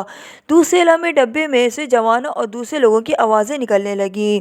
Well done tiger! اچانک جوانا کے پیچھے کھڑے ہوئے نوجوان کی آواز سنائی دی اور ایلبرٹ سمجھ گیا کہ کم از کم جوانا سے لڑنے والا عمران نہیں بلکہ کوئی ٹائیگر نام کا نوجوان ہے۔ وہ خاموشی سے ان کی لڑائی دیکھتا رہا اور ڈبے سے بلند ہونے والی آوازیں سنتا رہا، اور پھر اس کے دیکھتے ہی دیکھتے جوانا نے ٹائیگر کو بے یاس کر دیا اور پھر ٹائیگر کا خاتمہ کرنے ہی والا تھا کہ اس کے پیچھے کھڑے ہوئے نوجوان نے بڑی پھرتی سے جوانا کے پہلو پر لات ماری اور لڑکھڑاتا ہوا دور جا گرا، اور پھر اسی لمحے حبشی تیزی سے آگے بڑھا اور اس نے زمین پر بے حس و حرکت پڑے ہوئے ٹائیگر کو جھک کر کاندھے پر ڈالا اور عمارت کی طرف بڑھتا چلا گیا۔ تم تو میرا شکار ہو، تمہیں زندہ نہیں چھوڑ سکتا۔ اچانک جوانا کی غضبناک آواز سنائی دی اور ایلبرٹ چونک پڑا۔ جوانا کے فکرے کا مطلب صاف ظاہر تھا کہ وہ نوجوان ہی دراصل عمران ہے۔ اب عمران اور جوانا کے درمیان خوفناک جنگ شروع ہو گئی۔ ایلبرٹ کو دل ہی دل میں افسوس ہونے لگا کہ اس بار شکار ہاتھ سے نکل گیا۔ اسے یقین تھا کہ جوانا عمران کو جلد ہی بے بس کر اس کا خاتمہ کرنے میں کامیاب ہو جائے گا، کیونکہ جوانا سے لڑائی جیتنا کسی انسان کے لیے کم از کم ناممکن تھا۔ وہ دانت بھینچتے ان کے درمیان ہونے والی لڑائی کو دیکھنے لگا۔ عمران کی پھرتی، تیزی اور قوت پر اسے حیرت ہو رہی تھی، کیونکہ جوانا باوجود بے پناہ کوشش کے عمران کو بے بس کرنے میں ناکام نظر آ رہا تھا۔ دلچسپی سے اس خوفناک جنگ کو دیکھنے میں مہو ہو گیا۔ اس نے پہلی بار جوانا کے مقابلے میں کسی شخص کو اس طرح لڑتے ہوئے دیکھا، ورنہ عام طور پر جوانا چند منٹوں کے اندر مقابل کی گردن توڑ دیتا تھا۔ عمران جوانا سے لڑنے کے ساتھ ساتھ اس پر طنزیہ فقرے چست کرتا جا رہا تھا اور جوانا کا اشتعال لمحہ بہ لمحہ تیز ہوتا جا رہا تھا۔ پھر اچانک اس خوفناک لڑائی کا خاتمہ ہو گیا۔ عمران نے جوانا جیسے کو اپنے ہاتھوں میں اٹھا کر پشت پر اس کے جسم کو اس مخصوص انداز میں موڑ دیا کہ جوانا کی ریڑھ کی ہڈی کا موڑا اپنی جگہ سے کھسکنے کی آواز آنے لگی، اور اب جوانا زمین پر حقیر کیچوے کی طرح بے بس ہوا تھا۔ بہت خوب، بڑا جیوار لڑکا ہے یہ شخص، ایلبرٹ نے کہا۔ ویسے اسے دل ہی دل میں اس بات کی خوشی ہوئی تھی کہ عمران نے جوانا کو بے بس کر دیا ہے۔ اس طرح سے شکار کی پرواہ کرنے کا اسکوپ مل گیا تھا۔ اس نے جوانا کے بے بس ہوتے ہی تیزی سے مشین کا ایک لٹو گھمایا اور اسکرین کا دائرہ پھیلتا چلا گیا۔ اب وہ عمارت کے چاروں طرف کا منظر اسکرین پر دیکھ سکتا تھا، اور دوسرے لمحے وہ خاموشی سے اچھل پڑا، کیونکہ اس عمارت کے مین گیٹ کی طرف ایک بہت اونچی بلڈنگ نظر آ گئی تھی، جس کے اوپر بہت بڑا نیون سائن نظر آ رہا تھا۔ نیون سائن پر ہوٹل لگا ہوا تھا اور دکھائی دے رہا تھا کہ اب ایلبرٹ کے لیے اس بلڈنگ کو تلاش کر لینا آسان تھا۔ اس نے بڑی پھرتی سے دونوں مشینیں بند کیں اور انہیں واپس بیگ میں رکھ کر اس نے پہلے جیسا ایک اور بم بیگ کے خانے سے نکال کر جیب میں ڈال لیا۔ گو یہ بم جسامت میں پہلے جیسا تھا، مگر اس کی کارکردگی اور تباہی کی رینج پہلے بم سے قطعاً مختلف تھی۔ اس بم کو فٹ کرنے کے بعد اسے ریڈ ہائی لہروں سے تباہ کیا جا سکتا تھا، اور یہ بم اس قدر طاقتور تھا کہ اسے پوری بلڈنگ کے پرخچے اڑا سکتا تھا۔ وہ انتہائی تیزی سے کمرے سے باہر نکلا اور لفٹ کے ذریعے ہال میں پہنچا اور پھر سیدھا کاؤنٹر کی طرف بڑھتا چلا گیا۔ ہوٹل اولیگا کون سی روڈ پر واقع ہے؟ ایلبرٹ نے کاؤنٹر بوائے سے پوچھا۔ ہوٹل اولیگا ایلبرٹ روڈ پر ہے جناب۔ کیوں، کیا بات ہے؟ کاؤنٹر مین نے چونک کر پوچھا۔ میں نے ایک دوست سے وہاں ملنا ہے، اس لیے پوچھ رہا ہوں، ایلبرٹ نے جواب دیا اور پھر تیز تیز قدم اٹھاتا ہوا ہال سے باہر نکلتا چلا گیا۔ چند لمحوں بعد ایک خالی ٹیکسی اسے ہوٹل کی طرف لیے چلی جا رہی تھی۔ اسی نے اس پوری بلڈنگ کو ہی فوری طور پر اڑانے کا فیصلہ کر لیا تھا، جس میں جوانا اور عمران موجود تھا۔ اسے معلوم تھا کہ اس طرح عمران کے ساتھ ساتھ جوانا کے جسم کے پرخچے بھی اڑ جائیں گے، مگر اب اس کے سوا کوئی اور چارہ کار بھی نہ تھا۔ ویسے بھی وہ دیکھ چکا تھا کہ جوانا اب ہمیشہ کے لیے بیکار ہو چکا ہے، چنانچہ اب اس کی زندگی یا موت کوئی معنی نہ رکھتی تھی۔ تو یہ ہے وہ عمارت جس میں عمران موجود ہے؟ مدام برتا نے رانا ہاؤس کی عظیم الشان عمارت پر نظر جماتے ہوئے ٹونی سے پوچھا۔ ہاں مدام، اس وقت عمران اس عمارت میں موجود ہے، ٹونی نے جواب دیا۔ ٹھیک ہے، میں اس کے اندر جاتی ہوں، تم میرے ساتھ چلو، جیسے ہی عمران کو دیکھنا مجھے بتا دینا، مدام برتا نے کچھ سوچتے ہوئے کہا۔ مگر مدام، آپ عمارت میں داخل کیسے ہوں گی؟ ٹونی نے حیرت بھرے لہجے میں مدام برتا کے بھاری بھرکم جسم کو دیکھتے ہوئے کہا۔ میں کال بیل بجاتی ہوں اور غیر ملکی بلڈنگ ڈیزائنر کے روپ میں اس عمارت کو دیکھنے کی خواہش ظاہر کروں گی۔ مدام برتا نے کہا۔ مدام، ناراضگی معاف، آپ عمران کو نہیں جانتی، ورنہ ایسا منصوبہ کبھی نہ بناتی۔ عمران تو اپنے سائے سے بھی ہوشیار رہتا ہے، اسے غفلت میں تو مارا جا سکتا ہے، مگر ایسے نہیں جیسا آپ سمجھ رہی ہیں۔ اگر اتنی آسانی سے وہ مارا جا سکتا تو شاید اب تک لاکھوں بار مر چکا ہوتا۔ ٹونی نے برا سا منہ بناتے ہوئے کہا۔ ٹونی، تمہیں یہ منصوبہ بظاہر احمقانہ نظر آ رہا ہوگا، مگر تم دیکھنا کہ اس احمقانہ منصوبے کا کیا نتیجہ نکلتا ہے۔ منصوبہ جتنا سادہ ہوگا اتنی ہی اس کی کامیابی یقینی ہوگی، مدام نے ٹونی کو سمجھاتے ہوئے کہا۔ مگر مدام، عمران مجھے پہچانتا ہے، جیسے ہی مجھے آپ کے ساتھ دیکھے گا فوراً ہوشیار ہو جائے گا۔ ٹونی نے اپنی جان چھڑواتے ہوئے کہا۔ اوہ، واقعی یہ بات تو ہے۔ اچھا، تم ایسا کرو، وہاں باہر ہی ٹھہرو، میں اکیلی اندر جاتی ہوں، میں خود ہی اسے تلاش کر لوں گی۔ مدام بھی اپنے منصوبے پر اڑی ہوئی تھی۔ جیسے آپ کی مرضی، بہرحال ایک بار پھر کہہ دوں کہ انتہائی ہوشیار رہیے گا، آپ کی ذرا سی غفلت آپ کو نقصان پہنچا سکتی ہے۔ ٹونی نے کہا۔ ارے تم میری فکر چھوڑو، میں اپنی حفاظت خود کر سکتی ہوں، مدام برتا نے مسکراتے ہوئے کہا، اور پھر وہ تیز تیز قدم اٹھاتی پھاٹک کی طرف بڑھی۔ پھاٹک کے قریب پہنچ کر اس نے کال بیل کا بٹن دبا دیا۔ ٹونی مدام نے پھاٹک کی طرف بڑھتے ہی تیزی سے آگے بڑھ کر ایک ریسٹورانٹ میں داخل ہو گیا۔ وہ وہاں بیٹھ کر اطمینان سے نگرانی کرنا چاہتا تھا۔ مدام کو کافی دیر انتظار کرنا پڑا، پھر پھاٹک کی زہریلی کھڑکی کھلی اور ایک تہم شہم حبشی جھک کر باہر آ گیا۔ اس نے خاکی رنگ کی وردی پہنی ہوئی تھی اور اس کے دونوں پہلو پر ہولسٹر لٹک رہے تھے، جن میں ریوالور کی موجودگی صاف دکھائی دے رہی تھی۔ حبشی نے عجیب سی نظروں سے مدام کو دیکھا، اس کے چہرے پر ناگواری کے آثار نمایاں تھے۔ کیا بات ہے؟ حبشی نے جوزف تھا اکڑے ہوئے لہجے میں کہا۔ یہ بلڈنگ کس کی ہے؟ مدام برتا نے بڑے نرم انداز میں سوال کرتے ہوئے کہا۔ رہنہ طہور علی صندوقی کی۔ کیوں، کیا بات ہے؟ کیا کوئی نیا ٹیکس لگانے آئی ہو؟ جوزف نے جواب دیا۔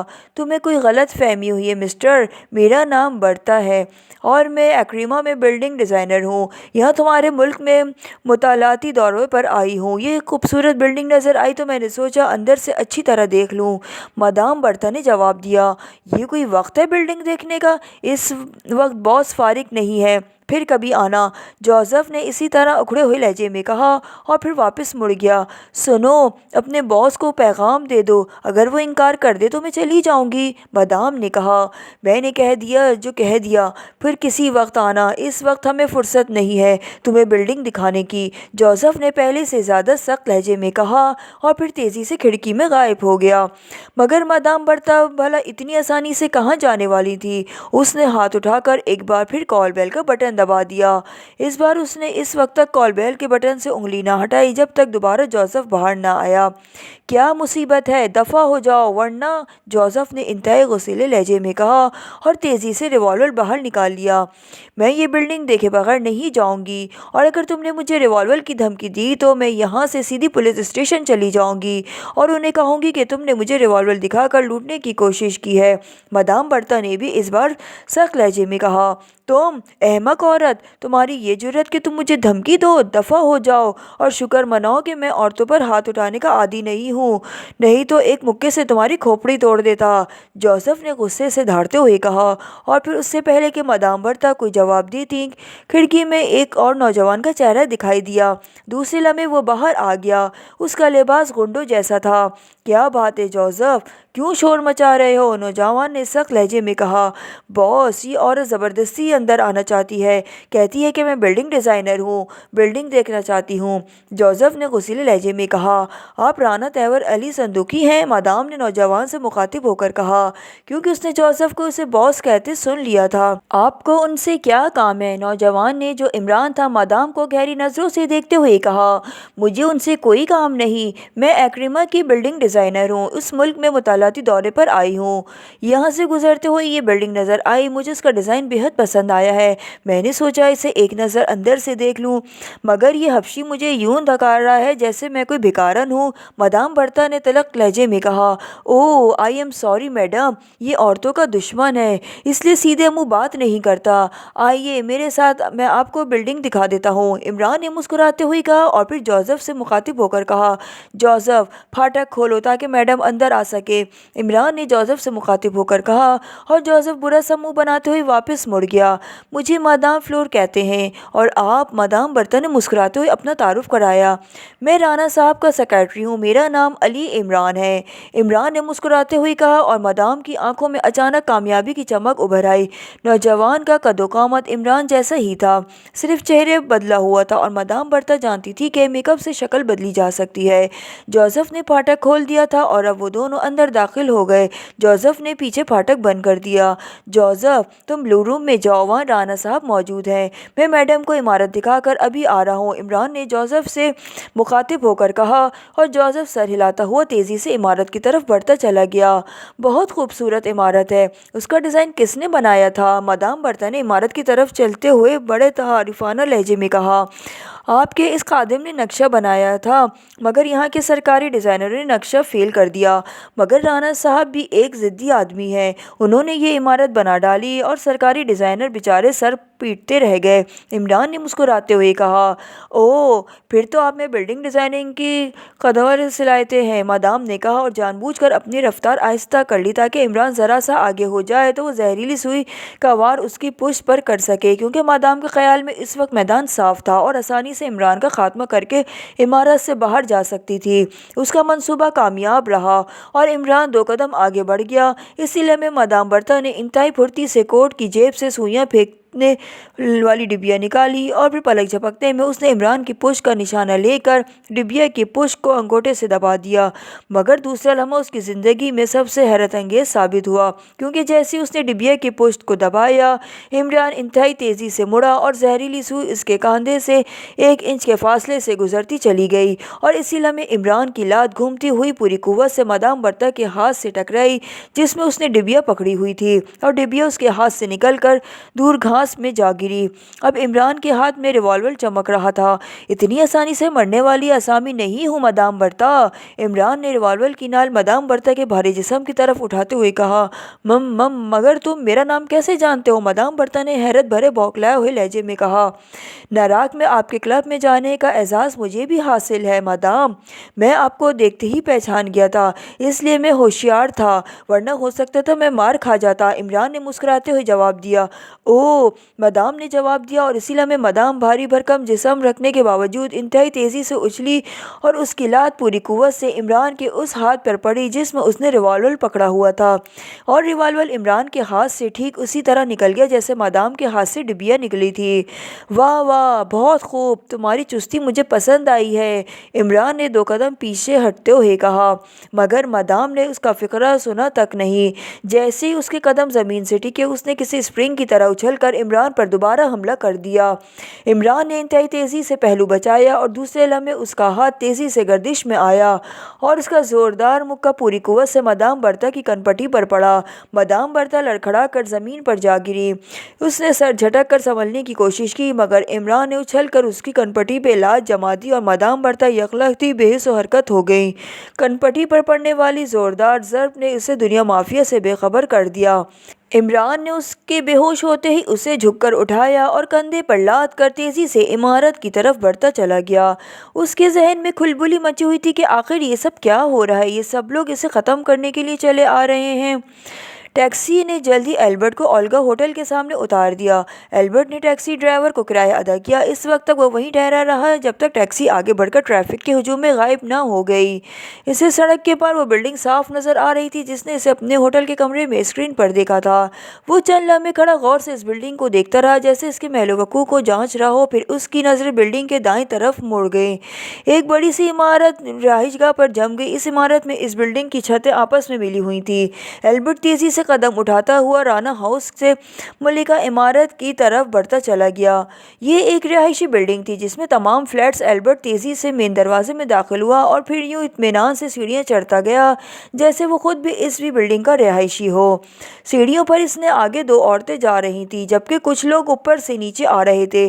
उन्होंने गौर से पास गुजरते हुए एल्बर्ट को देखा, मगर एल्बर्ट उनकी तरफ तवज्जो दिए बगैर बड़े इत्मीनान से ऊपर चढ़ता चला गया। ये इमारत 3 मंजिला थी। एल्बर्ट थोड़ी ही देर में तीसरी मंजिल पर पहुंच गया, मगर यहाँ रुकने के बजाय वो ऊपर छत की तरफ जाने लगा कि अचानक एक आदमी ने उसे आवाज़ दी और इस आदमी के हाथ में एक फ़ाइल थी। ए मिस्टर, इस आदमी ने एल्बर्ट से मुखातिब होकर कहा। जी फरमाइए, एल्बर्ट ने रुककर मुड़ते हुए पूछा। आप कौन हैं और छत पर क्यों जा रहे हैं? उस आदमी ने कदरे सख्त लहजे में कहा। मैं महकमा बिजली का असिस्टेंट इंजीनियर हूँ और छत पर से गुजरने वाली बिजली की तारों के बारे में रिपोर्ट मिली है कि ये तारें ख़तरनाक हैं, उन्हें वहाँ से हटाया जाए, चुनाचा मैं उनका जायज़ा लेने जा रहा हूँ। एल्बर्ट ने बड़े इत्मीनान से जवाब दिया।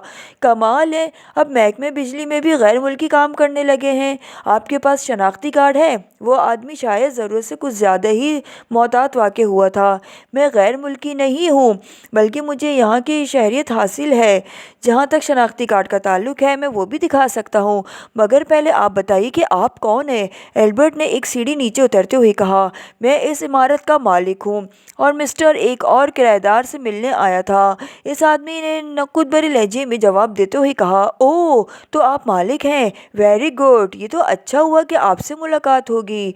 अब मुझे जायज़ा लेने में मज़ीद आसानी हो जाएगी, एल्बर्ट ने मुस्कुराते हुए कहा और फिर जेब में हाथ डाला। जैसे ही शनाख्ती कार्ड निकालने जा रहा हो, मगर दूसरे लम्हे उसका हाथ बाहर निकला और फिर दूसरी जेब देखने लगा। ओह वेरी सॉरी, कार्ड तो जल्दी में दूसरे कोर्ट में रह गया। बहरहाल अगर आप कहें तो मैं वापस चला जाता हूँ, वरना दूसरी सूरत ये भी है कि आप मेरे साथ छत पर चलें। बस चंद मिनट काम है, वरना मुझे दोबारा आना पड़ेगा और फिर फ़ायदा आपका ही है। एल्बर्ट ने कहा। ठीक है, मैं आपके साथ चलता हूँ, मालिक ने राज़ी होते हुए कहा। शायद खुद साथ चलने की ऑफ़र मिलने पर इसका शक दूर हो गया था।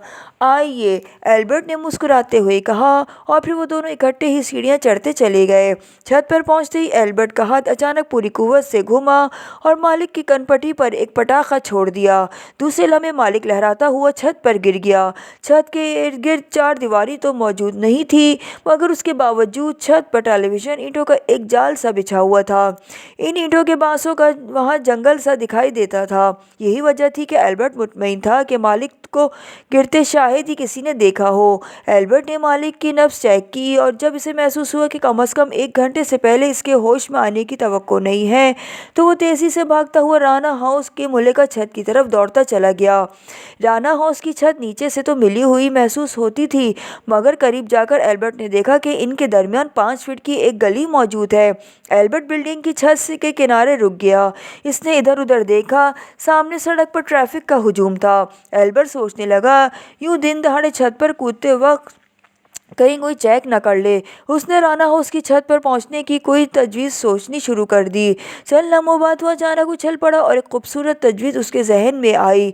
उसने 2-3 टेलीविज़न ईंटों के बांस इकट्ठे किए और फिर उन ईंटों को इन तारों से एक दूसरे से जोड़कर बांध दिया और इसके दोनों साइडों पर बांस बांध देने से इस तरह एक मजबूत सी सीढ़ी वजूद में आ गई। एल्बर्ट ने सीढ़ी का दूसरा हिस्सा राना हाउस की छत पर लगाया और फिर तेज़ी से ईंटों के दरमियान बांस पर कदम रखता हुआ राना हाउस की छत पर पहुंच गया।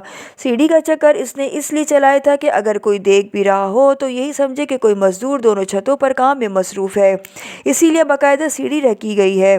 राना हाउस की छत पर पहुंचते ही एल्बर्ट तेज़ी से दौड़ता हुआ सीढ़ियों की तरफ बढ़ता चला गया। वो हर मुमकिन तेज़ी से काम मुकम्मल करके वापस रिहायशी बिल्डिंग की छत पर पहुंचना चाहता था, ताकि मालिक बिल्डिंग के होश में आने से पहले ही बिल्डिंग से बाहर निकल आए। सीढ़ियों का दरवाज़ा खुला हुआ था। उसने एल्बर्ट इत्मीनान से सीढ़ियाँ उतरता हुआ निचली मंजिल पर पहुँच गया। निचली मंजिल पर सीढ़ियाँ एक राहदारी में निकलती थीं। एल्बर्ट इस राहदारी में चलता हुआ आगे बढ़ता चला گیا۔ راہداری کی آخری سیڑھیاں ایک بار پھر نیچے اتر رہی تھیں۔ وہ ان سیڑھیوں سے اترتا ہوا سب سے نچلی منزل پر آ گیا، مگر ابھی چند سیڑھیاں باقی تھیں کہ اچانک اسے ایک چھوٹی سی راہداری بائیں طرف دکھائی دی۔ اس راہداری میں روشن دان نظر آ رہے تھے، جن میں سے ایک روشن دان روشن تھا جبکہ باقی تاریک پڑے ہوئے تھے۔ البرٹ تیزی سے اس راہداری میں سے ہوتا ہوا اس روشن دان کی طرف بڑھتا چلا گیا۔ روشن دان کے قریب پہنچ کر جب اس نے بڑے محتاط انداز میں اندر جھانکا تو وہ سامنے چونک پڑا۔ سامنے ایک بڑی سی میز پر جوانہ بے ہوش حرکت لیٹا ہوا تھا اور کمرے کے ایک کونے میں وہی باورچی جسے وہ فلیٹ میں باندھ کر چھوڑ آیا تھا ایک کرسی پر بیٹھا ہوا تھا۔ ان کے علاوہ کمرے میں اور کوئی موجود نہ تھا۔ البرٹ نے بڑی پھرتی سے جیب میں ہاتھ ڈالا اور وائرلیس کنٹرول سے بم نکال کر اس نے کونے میں موجود ایک چھوٹے سے بٹن کو آن کر کے اس نے بم کو روشن دان کے فریم پر رکھ دیا۔ اسے معلوم تھا کہ یہ بم اتنا طاقتور ہے کہ جیسے ہی پھٹا پوری بلڈنگ کے پرخچے اڑ جائیں گے اور اسی کمرے میں موجود کسی شخص کے بچ جانے کا تو سوال ہی پیدا نہ ہوتا تھا۔ جوانہ اس کی کمرے میں موجودگی سے ہی وہ سمجھ گیا تھا کہ عمران یقیناً جوانہ سے پوچھ گچھ کرنے اس کمرے میں موجود رہے گا۔ بم رکھتے ہی وہ تیزی سے واپس پلٹا اور پھر چھت کی طرف بڑھنے لگا اور پھر سیڑھیاں ختم ہوتے ہی جیسے اس نے چھت پر قدم رکھا اس کے بازو کو جھٹکا سا لگا اور دوسرے لمحے وہ گھومتا ہوا ایک قومی ہیکل حبشی کے بازو میں پہنچ چکا تھا۔ اس حبشی کے جو سیڑھیوں کے قریب موجود تھا اس کا بازو پکڑ کر گھمایا اور پھر اس سے پہلے کہ وہ سنبھلتا وہ اس کے بازو میں جکڑا جا چکا تھا۔ حبشی کی طرف اس کی پشت تھی اور اس کے دونوں بازو حبشی کی گرفت میں تھے۔ تو تمہارا کیا خیال تھا؟ تم رانا ہاؤس سے زندہ واپس جا سکو گے؟ حبشی نے انتہائی خرک لہجے میں اس کے جسم کو جھٹکا دیتے ہوئے کہا۔ البرٹ نے حبشی کی گرفت سے اپنے آپ کو چھڑانے کی سر توڑ کوشش کی، مگر وہ حبشی تو شاید لوہے کا بنا ہوا تھا۔ البرٹ کے بازو باوجود کوشش کے اس کی گرفت سے آزاد نہ ہو سکے۔ اسی لمحے حبشی نے بڑی پھرتی سے اس کے جسم کو فضا میں اٹھا کر پوری قوت سے زمین پر پٹک دیا اور البرٹ کو یوں محسوس ہوا جیسے زمین اور آسمان گردش میں آ گئے ہوں۔ راشیل نے بڑے اطمینان انداز میں کمرے میں موجود عمران کے سینے کا نشانہ لیا اور دوسرے لمحے سائلنسر لگے ہوئے ریوالور کا ٹریگر دبا دیا۔ ریوالور ایک ہلکی سی کلک کی آواز ابھری اور راشیل بری طرح چونک گیا کیونکہ یہ آواز ریوالور کے میگزین کے خالی ہونے کی مخصوص آواز تھی۔ اس نے بڑی پھرتی سے ریوالور کا میگزین کھولا اور اس کا رنگ زرد پڑ گیا کیونکہ ریوالور میں گولیاں موجود ہی نہیں تھیں۔ اس نے تیزی سے جیبیں ٹٹولنی شروع کر دی مگر جیبوں میں سے ایک بھی گولی موجود نہ تھی۔ بیگ کے خفیہ خانے سے ریوالور نکالتے وقت وہ اسے چیک کرنا بھول گیا تھا۔ اس میں گولیاں بھی موجود ہیں یا نہیں، مگر اب کیا ہو سکتا تھا؟ عمران ان کی زد میں آ کر دوسری بار بچ نکلا تھا اور اسے سوائے عمران کی خوش قسمتی کے اور کیا کہا جا سکتا تھا؟ اس سے پہلے کہ راشیل کچھ سوچتا اچانک کمرے میں گھنٹی کی تیز آواز گونجی۔ جوزف، دیکھو کوئی کال بیل بجا رہا ہے، عمران نے چونک کر حبشی سے کہا اور حبشی تیزی سے دروازے کی طرف بڑھتا چلا گیا۔ اب راشیل پھنس گیا تھا کیونکہ عین دروازے کے اوپر موجود تھا جو جوزف نے انہیں سیڑھیوں سے گزرنا تھا جو دروازے تک پہنچ کر ختم ہو جاتی تھی۔ راشیل سمیٹ کر جالیوں سے لگ گیا۔ اس نے دروازہ کھلنے کی آواز سنی اور پھر جوزف تیزی سے سیڑھیاں پھیلانگتا ہوا اوپر چڑھتا چلا گیا۔ چونکہ اس کی راشیل کی طرف پشت تھی اس لیے فی الحال تو راشیل نظروں میں آنے سے بچ گیا تھا، مگر اسے معلوم تھا کہ جیسے ہی یہ کالا دیو واپس آئے گا اس کی نظریں سیدھی راشیل پر ہی پڑیں گی اور پھر بغیر ریوالور کے وہ کسی بھیگے ہوئے چوہے کی طرح ان کی گرفت میں آ جائے گا۔ چنانچہ اس نے فوری طور پر وہاں سے نکل جانے کا فیصلہ کیا۔ چنانچہ جیسے ہی جوزف سیڑھیاں طے کر کے راہداری میں غائب ہوا، راشیل نے شیٹ پر جھک کر دونوں ہاتھ نکالے اور پھر احتیاط سے سیڑھیوں پر آیا۔ دوسرے لمحے وہ سیڑھیاں طے کرتا ہوا راہداری میں آ گیا۔ اس کا دل واپس جانے کو نہ چاہ رہا تھا کیونکہ ہو سکتا تھا کہ حالات بدل جاتے، پھر اسے اس شکاری کے خاتمے کے لیے موقع ملتا یا نہیں، مگر اب سارا مسئلہ گولیوں کا تھا۔ راہداری میں پہنچتے ہی اس نے فوری طور پر ایک فیصلہ کیا اور اس نے راہداری میں موجود دروازوں کو آزمانا شروع کر دیا۔ ایک دروازہ کھلا ہوا تھا، چنانچہ اسے کھول کر وہ اندر داخل ہو گیا۔ اس نے اندر جاتے ہی دروازہ بند کر دیا۔ یہ ایک خاصا بڑا کمرہ تھا۔ راشیل چند لمحے دروازے کے ساتھ کھڑا رہا۔ جب اسے راہداری میں کوئی آہٹ نہ سنائی دی تو اس نے جیب میں سے بڑی سی پینسل ٹارچ نکالی اور کمرے کا جائزہ لینا شروع کر دیا۔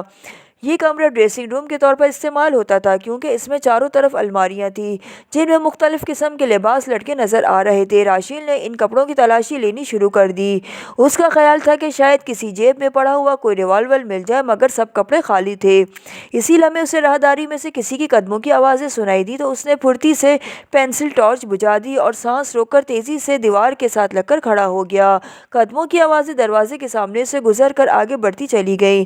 جب آوازیں دور جا جاتے جاتے مدھم ہو گئی تو اس نے ایک بار پھر ٹارچ جلا لی اور پھر ادھر ادھر پڑے ہوئے دوسرے سامان کا جائزہ لینا شروع کر دیا۔ اس کا دل کہہ رہا تھا کہ اسے یہاں اپنے مطلب کی کوئی نہ کوئی چیز ضرور مل جائے گی۔ اچانک ایک کونے میں پڑے ہوئے اٹیچی کیس کو کھولتے ہوئے اس کی آنکھیں چمک اٹھی، کیونکہ اٹیچی کیس میں مختلف قسم کے ریوالور اور پستول بھرے ہوئے تھے۔ اس نے پستول اور ریوالور اٹھا کر انہیں کھولا اور میگزین چیک کرنے لگا۔ یہ دیکھ کر وہ حیران رہ گیا کہ سارے ہی ریوالور پستول خالی تھے۔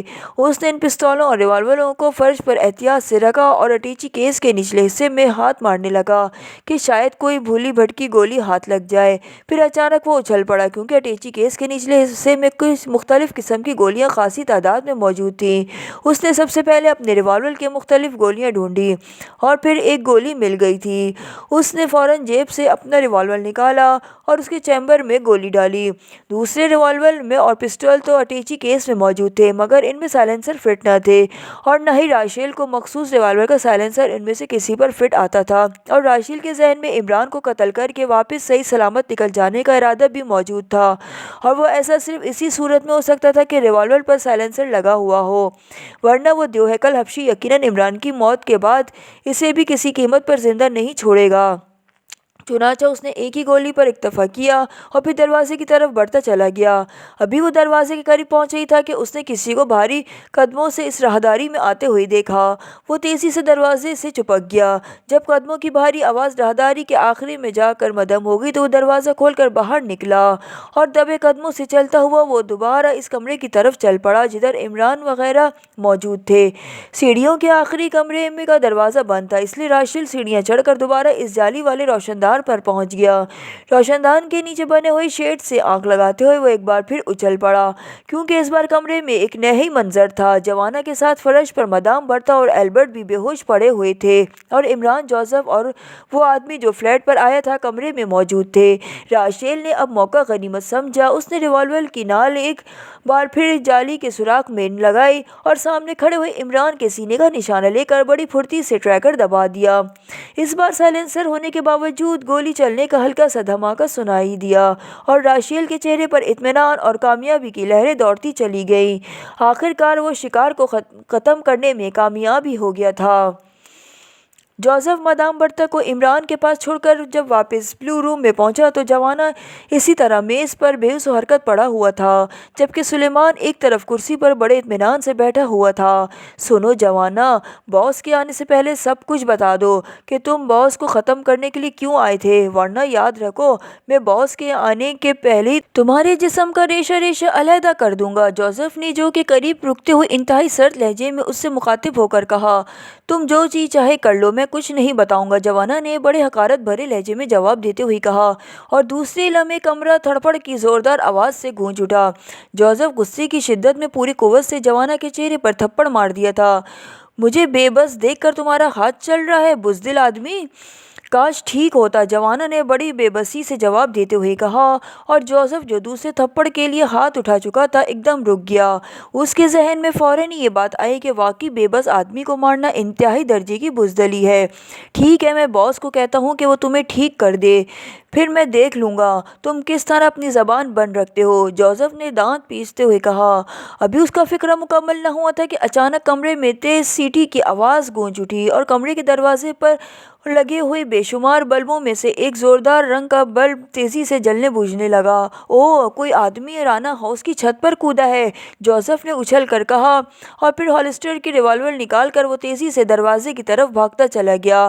رانا ہاؤس میں عمران نے ایسا سسٹم نصب کیا ہوا تھا کہ بیرونی دروازے کی بجائے اگر کوئی شخص بھی کسی اور ذریعے سے رانا ہاؤس میں داخل ہوتا تو مختلف رنگوں کے بلب ان کی فوری نشاندہی کر دیتے تھے۔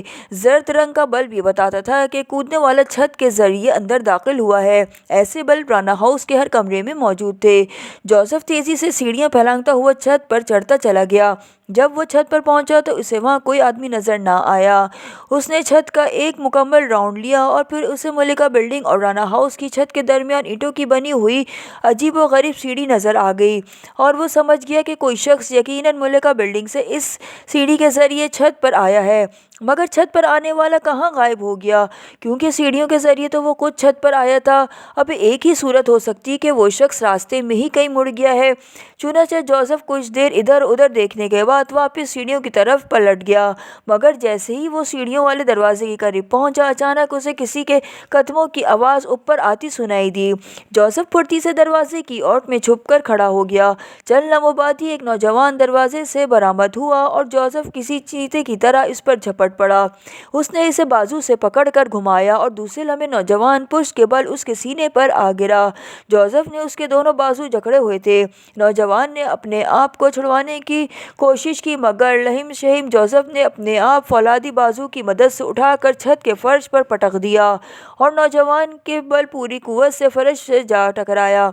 दूसरे लम्हे उसके हाथ सीधे होते चले गए। जोसेफ ने उसके बेहोश हो जाने का यकीन करने के बाद उसे कांधों पर उठाया और तेजी से सीढ़ियां उतरता चला गया।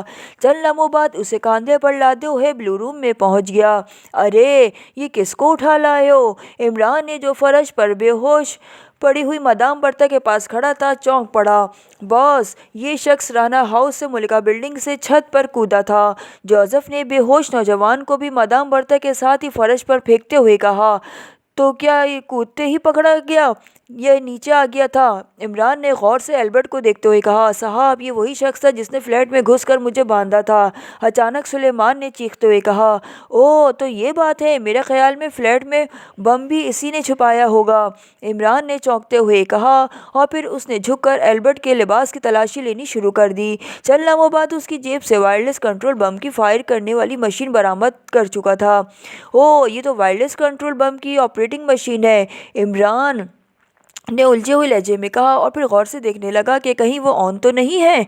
मगर उसी लम्हे अचानक उसके सीने पर कोई चीज़ आकर लगी और वो एक ज़ोरदार धक्का लगने से उछलकर पिछली दीवार से जा टकराया और उसके हाथों में पकड़ी हुई ऑपरेटिंग मशीन उछलकर दीवार के शुमाल मगरिबी कोने की जड़ में पूरी कुव्वत से जा टकराई और उसके साथ ही एक खौफनाक धमाका हुआ और कमरा किस्सा कर देवानी रोशनी से भर गया। ये धमाका इतना खौफनाक था कि यूँ लगता था जैसे इस कमरे में एटम बम फट गया हो।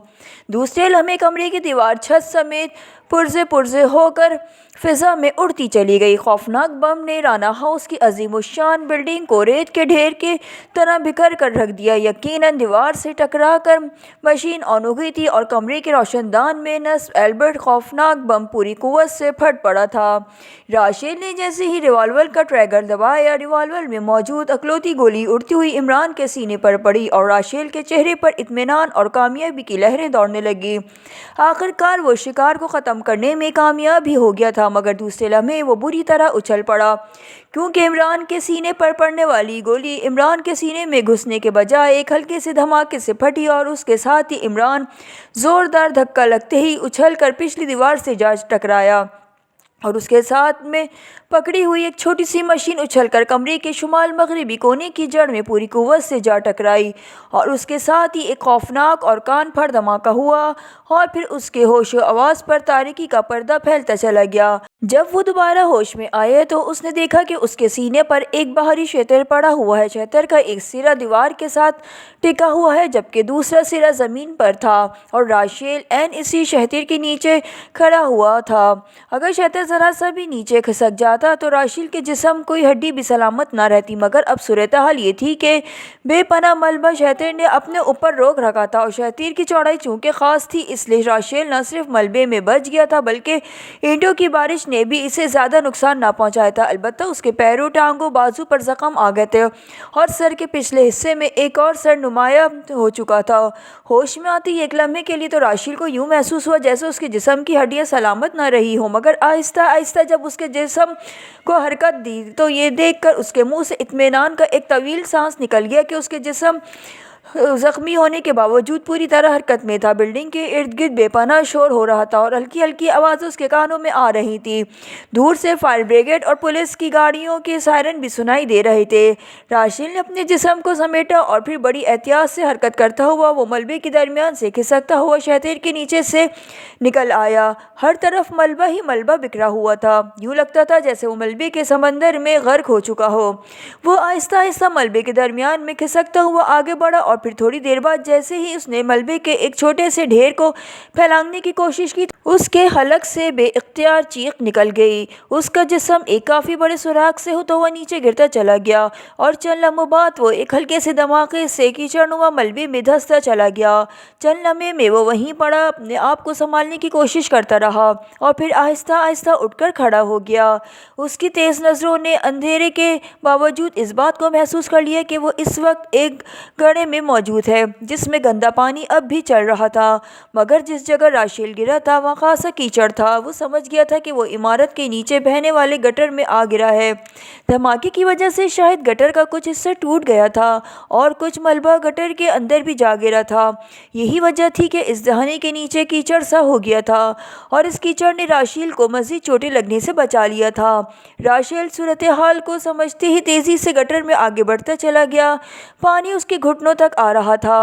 गो जख्मी होने की वजह से उसका सारा जिस्म फोड़े की तरह दुख रहा था, मगर जान बच जाने की खुशी में उसने ज़्यादा परवाह न की और तेज़ी से आगे बढ़ता चला गया। कुछ देर बाद उसे दीवार के साथ लोहे की सीढ़ी नज़र आई जिसके इख्तिताम पर लोहे का ढकना मौजूद था। राशेल सीढ़ी पर चढ़ा और फिर ऊपर पहुंचकर उसने दोनों टांगों से सीढ़ी को अच्छी तरह जकड़ लिया और फिर दोनों हाथ इस ढक्कन के निचले हिस्से पर जमा कर उसने पूरी कुव्वत से झटका दिया और ढक्कन अच्छे उछल कर आधे से ज़्यादा खिसक गया और उसके साथ ही रोशनी और ताज़ा हवा का एक रेला सा अंदर दाखिल हुआ और राशेल को यूँ महसूस हुआ जैसे उसके निढाल जिस्म में नई कुव्वत भर गई हो। इसने बाकी तीन के ढक्कन को भी जोर लगाकर एक तरफ हटाया और फिर सीधा सीढ़ी चढ़ता हुआ गटर के धारे से बाहर निकल आया। इस वक्त दो बड़ी बिल्डिंगों के दरमियान वाक़ एक पतली सी गली में मौजूद था। दोनों बिल्डिंगों की पुश्त इसी गली में थी। गली में हर तरफ कूड़ा करकट ढेर पड़े हुए थे। राशेल बाहर निकलकर चंद लम्हे वहीं बैठकर सिसकता रहा, फिर उठकर आगे बढ़ने लगा। इसके कपड़े बेहद गंदे हो चुके थे, जिस्म भी ज़ख्मी था। ऐसी सूरत में वो अपने होटल में के मेन गेट से दाखिल ना हो सकता था क्योंकि इस तरह वो सबकी नज़रों में आ जाता। इसलिए उसने सोचा किसी तरह वो लिबास बदल ले, मगर होटल में पहुंचे बगैर ऐसा मुमकिन न था। बहरहाल वो आहिस्ता आहिस्ता चलता हुआ गली क्रॉस करके सड़क पर आ गया और फिर ये देखकर हैरान रह गया था कि तबाहशुदा राना हाउस सामने मौजूद था। उसके गिर्द बेपनाह हुजूम फैला हुआ था। पुलिस ने भी घेरा डाला हुआ था जबकि फायर ब्रिगेड का अमला इंतहाई तेज़ी से मलबा हटाने में मसरूफ़ था। राशेल के चेहरे पर अजीब सी मुस्कुराहट दौड़ गई थी। मलबे की सूरत देखकर वो दिल ही दिल में हैरान हो रहा था कि इतनी बड़ी इमारत की तबाही के बावजूद उसमें जिंदा सलामत कैसे निकल आया। बहरहाल उसे खुशी इस बात की थी कि कमरे में मौजूद उसका शिकार यकीनन ख़त्म हो चुका था और इसके साथ साथ मास्टर किलर के बाकी तीन साथी भी मौत की गहराइयों में डूब चुके थे। वो सोच रहा था कि अब मास्टर किलर का चार्ज भी वो खुद संभाल लेगा और टीम में बच्चे साथी भर्ती कर लेगा। हुजूम से बचकर वो काफ़ी दूर निकल आया और फिर इसे रेडीमेड कपड़ों की दुकान खुली नज़र आई। उसने जेब में हाथ डाला तो बटुआ मौजूद था। उसके चेहरे पर मज़ीद इत्मीनान फैल गया और वो दुकान में दाखिल हो गया। आपको क्या हो गया जनाब, आप तो ज़ख्मी भी हैं, दुकान में मौजूद सेल्स गर्ल ने आंखें फाड़ते हुए कहा। मैं एक गटर में गिर गया था, इसका ढकना गायब था। राशेल ने हल्की सी मुस्कुराहट आंखों मिलाते हुए कहा। ओह वेरी सॉरी, हमारे मुल्क के लोग न जाने ऐसी हरकतें क्यों करते हैं। सेल्स गर्ल ने राशेल के गैर मुल्की होने की वजह से नदामत भरे लहजे में कहा। कोई बात नहीं मिस, ऐसे लोग हर मुल्क में मौजूद होते हैं। बहरहाल मुझे एक रेडीमेड सूट दीजिए और कोई ऐसी जगह भी बता दीजिए जहाँ मैं नहा कर लिबास बदल सकूँ। मुझे इस लिबास में चलते हुए बड़ी निदामत महसूस हो रही है। राशेल ने कहा, हमारी दुकान के पिछले हिस्से में एक बाथरूम मौजूद है, आप वहाँ नहा लीजिए। सेल्स गर्ल ने बड़े हमदर्दाना लहजे में कहा और फिर उसने अलमारी में से एक सूट निकाल कर काउंटर पर रख दिया। ये ठीक रहेगा, राशेल ने सूट को पसंद करते हुए कहा और फिर उसने बटुआ खोलकर सूट के साथ लगी हुई चिट पर रकम पढ़ते हुए कीमत अदा कर दी। आइए मेरे साथ, मैं आपको बाथरूम तक पहुंचा दूँ। सेल्स गर्ल ने रसीद बनाकर राशेल को देते हुए कहा। शुक्रिया मिस, राशेल ने सूट उठाते हुए कहा। कोई बात नहीं, ये हमारा अखलाकी फ़र्ज़ है, सेल्स गर्ल ने मुस्कुराते हुए कहा और फिर वो इसे दुकान के अकब में ले गई और एक दरवाज़ा खोल दिया। ये एक जदीद किस्म का बाथरूम था जिसमें ज़रूरत की हर चीज़ मौजूद थी। थोड़ी देर बाद जब राशेल नहाकर और नया सूट पहनकर बाहर आया तो इसकी शख्सियत ही बदली हुई थी। उसने गंदे कपड़ों का पैकेट सा बनाकर हाथ में उठाया हुआ था। بہت بہت شکریہ مس، راشیل نے مسکراتے ہوئے کہا۔ Thank you sir, sales girl نے مسکرا کر سر ہلاتے ہوئے کہا، اور راشیل تیزی سے قدم اٹھاتا ہوا دکان سے باہر آ گیا اور ہاتھ میں پکڑا ہوا پیکٹ اس نے کوڑے کے ایک ڈرم میں پھینک دیا اور پھر خالی ٹیکسی کے لیے ادھر ادھر دیکھنے لگا۔ اب وہ جلد از جلد اپنے ہوٹل پہنچنا چاہتا تھا کہ وہاں جا کر آرام کر سکے۔ اسے یقین تھا کہ صبح کے اخبار میں رانا ہاؤس سے ملنے والی لاشوں کی پوری تفصیل اور فوٹو موجود ہوں گی اور اس کے بعد ہی وہ واپسی کا پروگرام بنائے گا۔ عمران کی جب آنکھ کھلی تو چند لمحوں تک اس کے ذہن میں دھماکے سے ہوتے رہے، یوں لگتا تھا جیسے بار بار خوفناک بم پھٹ رہے ہوں، مگر آہستہ آہستہ اس کا ذہن صاف ہوتا چلا گیا اور اس نے سر اٹھا کر ادھر ادھر دیکھا اور پھر ایک طویل سانس لے کر رہ گیا۔ وہ کسی اسپتال کے کمرے میں موجود تھا، اس کا دایاں بازو اور سر پٹیوں میں لپٹا ہوا تھا اور وہ سوچنے لگا کہ آخر وہ اس قدر خوفناک دھماکے کے بعد زندہ کیسے بچ گیا۔ اسی لمحے دروازہ کھلا اور سر سلطان ایک ڈاکٹر کے ہمراہ اندر داخل ہوئے۔ ان کا چہرہ ستا ہوا تھا، یوں لگتا تھا جیسے بے پناہ غم کا بوجھ اپنے کندھوں پر اٹھائے ہوئے ہوں۔ ارے عمران صاحب کو ہوش آ گیا، ان کے ساتھ آئے ہوئے ڈاکٹر نے خوشی سے بھرپور لہجے میں کہا، اور سر سلطان یوں چونکے جیسے کسی پیاسے کو اچانک پانی مل جانے کی خوشخبری سنائی دی گئی ہو۔ ان کے چہرے پر مسرت کے آبشار بہنے لگا اور وہ تیزی سے عمران کی طرف لپکے۔ عمران بیٹے، تمہیں ہوش آ گیا؟ خدا کا شکر ہے، میں تو پریشان ہو گیا تھا، سر سلطان نے عمران پر جھکتے ہوئے بڑے شفقت بھرے لہجے میں کہا، اور عمران مسکرا دیا۔ میں نرس کو بھیجتا ہوں، وہ انہیں انجیکشن دے دیں گی۔ اب یہ بالکل ٹھیک ہے، ڈاکٹر نے مسکراتے ہوئے سر سلطان سے کہا۔ پلیز کوئی خوبصورت سی نرس بھیجنا، بدصورت نرس کو دیکھ کر مجھے یوں محسوس ہوتا ہے جیسے وہ نرس نہ ہو بلکہ ڈاکٹر ہو۔ اوہ معاف کیجیے، عمران نے گڑبڑاتے ہوئے کہا، اور ڈاکٹر مسکراتا ہوا باہر نکل گیا۔ عمران بیٹے، یہ سب کچھ آخر کار کیسے ہوا؟ پوری عمارت یوں بکھر گئی جیسے تنکوں کی بنی ہوئی ہو، سر سلطان نے کرسی گھسیٹ کر قریب بیٹھتے ہوئے کہا۔ اب تو واقعی مجھے بھی یہی محسوس ہو رہا ہے کہ کہیں وہ تنکوں کی ہی نہ بنی ہوئی ہو، ٹھیکیدار نے تنکوں پر ہی سمیٹ کر پلسٹر کر دیا ہو، عمران نے جواب دیا۔ یہ آخر ہو کیا رہا ہے؟ پہلے اطلاع ملی کہ ہمارا فلیٹ دھماکے سے تباہ ہو گیا، اس میں ایک نوجوان کی مسخ شدہ لاش ملی، پھر رانا ہاؤس بھی اسی طرح تباہ ہو گیا، سر سلطان نے تشویش بھرے لہجے میں کہا۔ دھماکے ہو رہے ہیں اور کیا ہو رہا ہے؟ پہلے یہ بتائیے کہ میرے ساتھیوں کا کیا حال ہے؟ عمران نے بات کا رخ موڑتے ہوئے کہا۔ کچھ زیادہ تفصیل تو معلوم نہیں ہوئی، صرف اتنا پتہ چلا ہے کہ تم تہہ خانے میں پڑے ہوئے تھے، تہہ خانہ شاید بم پروف تھا اس لیے مکمل طور پر تباہ ہونے سے بچ گیا۔ یہ بھی پتہ چلا ہے کہ جب تمہیں تہہ خانے کی چھت توڑ کر نکالا گیا تو تمہارے ساتھ جوزف اور سلیمان بھی تھے، اور وہاں ایک حبشی بھی موجود تھا اور وہ ہوش میں تھا۔ اس کی آوازوں سے ہی فائر بریگیڈ کے عملے کو تہہ خانے کا پتہ چلا۔ ایک موٹی سی عورت اور ایک ادھیڑ عمر کا مرد بھی تہہ خانے میں بے ہوش پڑے تھے۔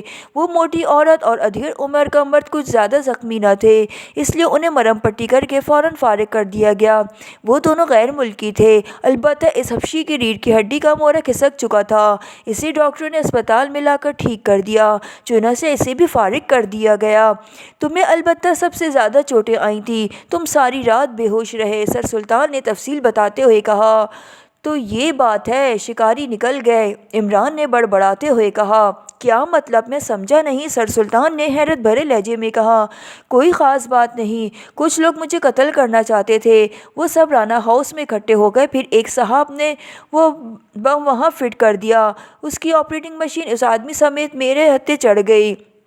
ابھی میں اسے دیکھ ہی رہا تھا کہ اچانک کسی نے میرے سینے پر پش فائر کیا اور میں اچھل کر دیوار سے جا ٹکرایا، اور وہ آپریٹنگ مشین اچھل کر کمرے کے ایک کونے سے جا ٹکرائی اور اس کے ساتھ ہی آن ہو گئی، اور اس طرح وہ خوفناک بم پھٹ گیا۔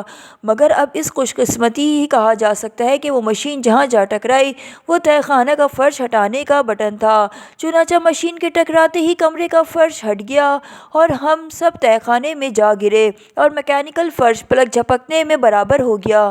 اس طرح عمارت کا ملبہ تہہ خانے میں گرنے سے بچ گیا، ورنہ ہم سب کا خاتمہ بالخیر تو ہو ہی چکا تھا، عمران نے سوچ کر اندازہ لگاتے ہوئے کہا۔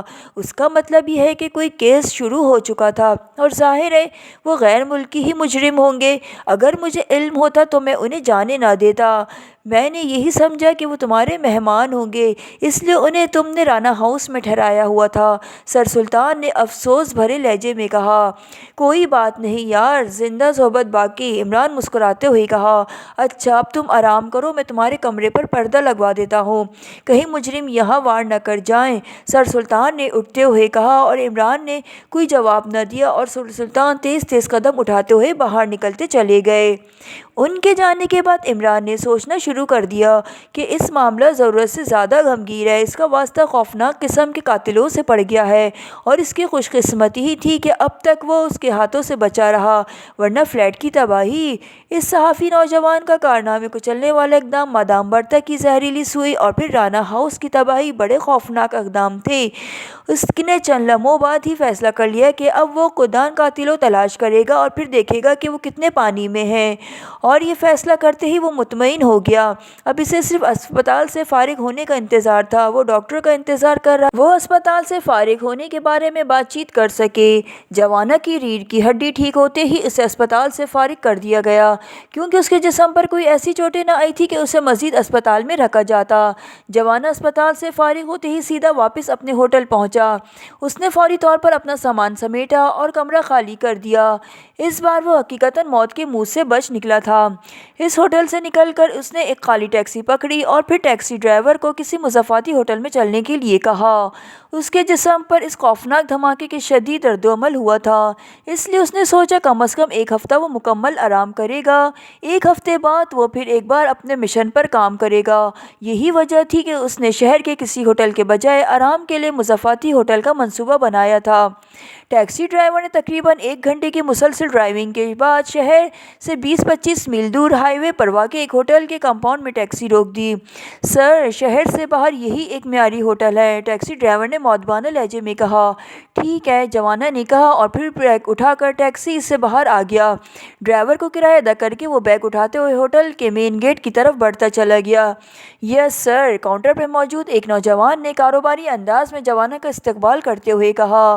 مجھے ایک ایسا سوٹ چاہیے جو بالکل الگ تھلگ واقع ہو۔ 1 ہفتہ مکمل آرام کرنا چاہتا ہوں، جوانا نے کاؤنٹر پر مین مخاطب ہو کر کہا۔ ٹھیک ہے سر، ہم آپ کو سائٹ سوٹ دے دیتے ہیں۔ وہ ہوٹل عمارت سے بالکل الگ تھلگ ایک خوبصورت سے باغ میں واقع ہے اور وہاں کسی قسم کی مداخلت کا سوال ہی پیدا نہیں ہوتا، مگر اس کا کرایہ جناب 5,000 روپے روزانہ ہے، کاؤنٹر مین نے جواب دیتے ہوئے کہا۔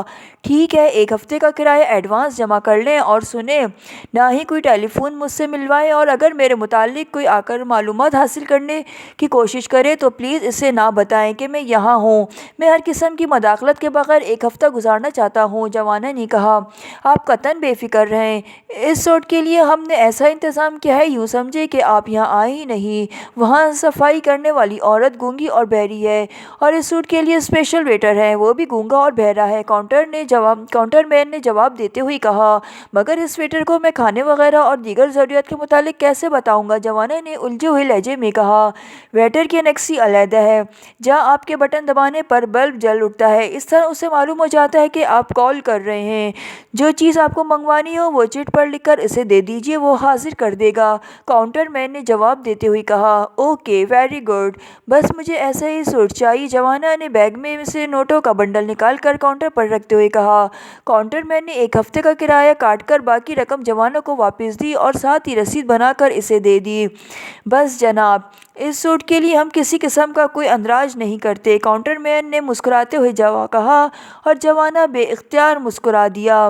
اسے ایسا انتظام بہت پسند آیا۔ وہ سمجھ گیا تھا کہ محبت کے مارے ہوئے جوڑوں کے لیے یہ علیحدہ سوٹ بنائے گئے ہیں جو دنیا سے چھپ کر آزادی سے کچھ دن رنگ رنگلیاں بنانا چاہتے ہوں۔ کاؤنٹر مین نے میز کے کنارے پر لگا ہوا ایک بٹن دبا دیا تو تقریباً 15 منٹ بعد ایک ادھیڑ عمر کا شخص بیرونی دروازے سے اندر داخل ہوا۔ کاؤنٹر مین نے چٹ پر لکھ کر چٹ اسے تھما دی۔ نوجوان نے اللہ فاطمہ، ذرا رک تو جاؤ یار۔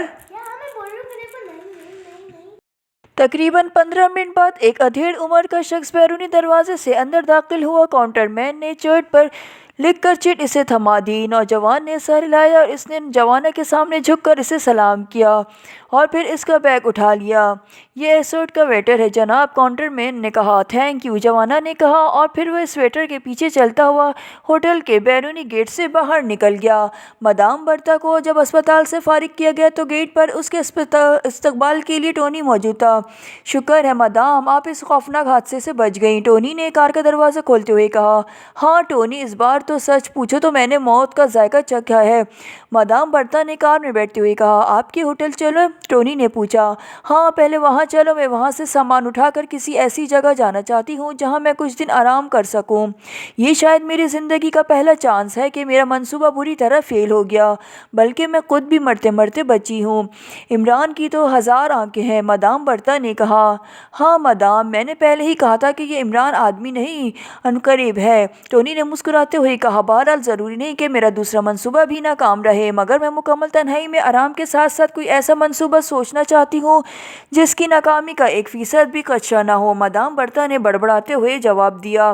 آپ بے فکر رہیں، مضافات میں میری ایک کوٹھی ہے، میں کبھی کبھی آرام کے لیے وہاں چلا جاتا ہوں، وہاں آپ کو مکمل تنہائی اور آرام ملے گا۔ میں ہوٹل سے سامان اٹھا کر آپ کو وہاں پہنچا دیتا ہوں، آپ جب تک وہاں چاہیں آرام کریں، ٹونی نے کہا۔ ٹھیک ہے، تم مجھے وہیں پہنچا دو، بس صرف ایک کام کرو کہ اس عمران کی نگرانی کراتے رہو تاکہ اس کے کسی نہ نئے ٹھکانے کا علم مجھے ہوتا رہے، مدام نے کہا۔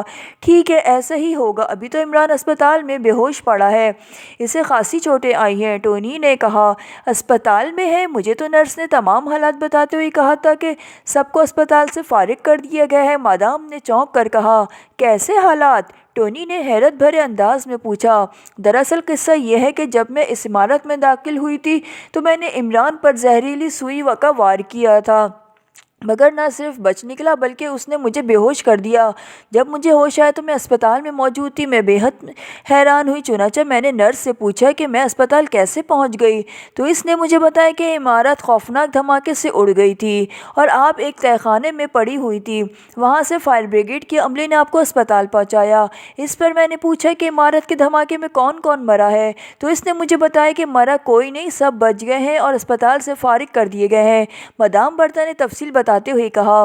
اوہ، تو آپ دھماکے کے وقت بے ہوش تھیں؟ میں آپ کو بتاتا ہوں کہ کیا ہوا تھا، ٹونی نے کار چلاتے ہوئے کہا۔ کیا ہوا تھا؟ مدام نے پوچھا۔ اسی لمحے ٹونی نے کار ہوٹل کے کمپاؤنڈ میں موڑ دی۔ میں آپ کا سامان لے آؤں پھر آپ کو بتاتا ہوں، ٹونی نے کار سے اترتے ہوئے کہا اور مدام برتا نے سر ہلا دیا۔ تقریباً 10 منٹ بعد ٹونی مدام کا اٹیچی کیس اٹھاتے ہوئے واپس آ گیا۔ کوئی پریشانی تو نہیں ہوئی؟ مدام نے پوچھا۔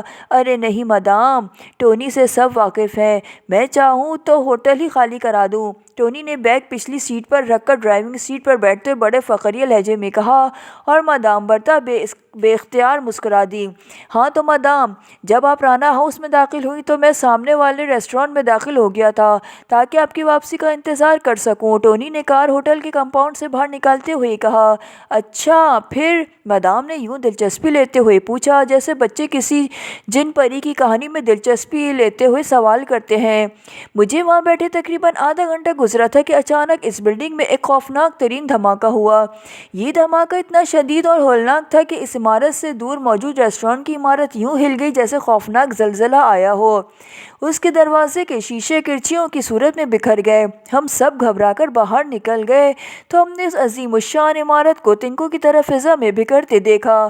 یقین کیجیے مدام، اس خوفناک صورتحال کو دیکھ کر مجھے یقین ہو گیا تھا کہ آپ کا بچ جانا ناممکن ہے، مگر تجسس کی وجہ سے وہیں رک گیا۔ پھر جب فائر بریگیڈ نے ملبہ ہٹایا تو معلوم ہوا کہ کچھ لوگ تہہ خانے میں بے ہوش پڑے ہوئے ہیں، عمران، اس کے باورچی اور نیگرو ملازم کے علاوہ آپ کو بھی وہاں سے نکالا گیا۔ میں نے پوچھا تو معلوم ہوا کہ آپ صرف بے ہوش ہیں، جس پر مجھے تسلی ہو گئی، ٹونی نے تفصیل بتاتے ہوئے کہا۔ اوہ، تو یہ بات ہے، مدام نے سر ہلاتے ہوئے کہا۔ مدام، ان کے علاوہ تہہ خانے سے 2 آدمی اور بھی ملے ہیں، ایک لمبا تڑنگا حبشی تھا اور ہوش میں تھا، وہ کرا رہا تھا۔ معلوم ہوا کہ اس کے چیخنے پر ہی فائر بریگیڈ کا عملہ اس تہخانے کی طرف متوجہ ہوا تھا۔ اس کے علاوہ ایک ادھیڑ عمر کا بے ہوش شخص بھی تھا۔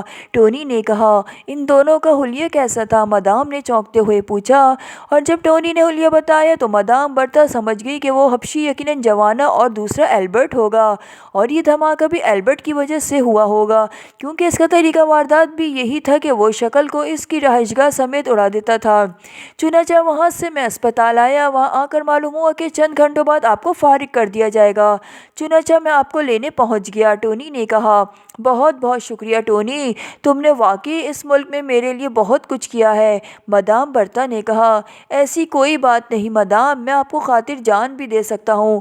آپ کا تو بہت احسان ہے مجھ پر، اور جو میں اس کو چکا سکتا ہوں۔ آپ نے ایکرما میں مجھ پر کیا نہیں کیا تھا؟ ٹونی نے کہا، ارے چھوڑو ایسی باتوں کو، مدام نے مسکراتے ہوئے کہا، اور اسی لمحے ٹونی نے کار ایک بائی پاس روڈ پر موڑ دی۔ تھوڑی دور جانے کے بعد کھیتوں کے درمیان ایک بنگلے کے گیٹ پر اس نے کار روک دی، اور پھر ہارن بجاتے ہوئے ایک بوڑھی عورت نے دروازہ کھول دیا اور ٹونی کار اندر لے گیا۔ بہت خوبصورت بنگلہ ہے، مدام نے کار سے اترتے ہوئے کہا۔ آپ کو یہاں مکمل آرام ملے گا مدام، ٹونی نے مسکراتے ہوئے کہا، اور پھر وہ کار سے اتر کر مدام کو لیے ہوئے بنگلے کی عمارت میں داخل ہو گیا۔ سامعین، کہانی کا دوسرا حصہ اپنے اختتام پر پہنچا ہے۔ آگے کے ایڈونچر کے لیے نئے پارٹ کا انتظار کیجیے۔ FM اسٹوریز کو سپورٹ کیجیے، ہمارے چینل کو لائک اینڈ سبسکرائب کیجیے۔ جزاک اللہ۔ اللہ حافظ۔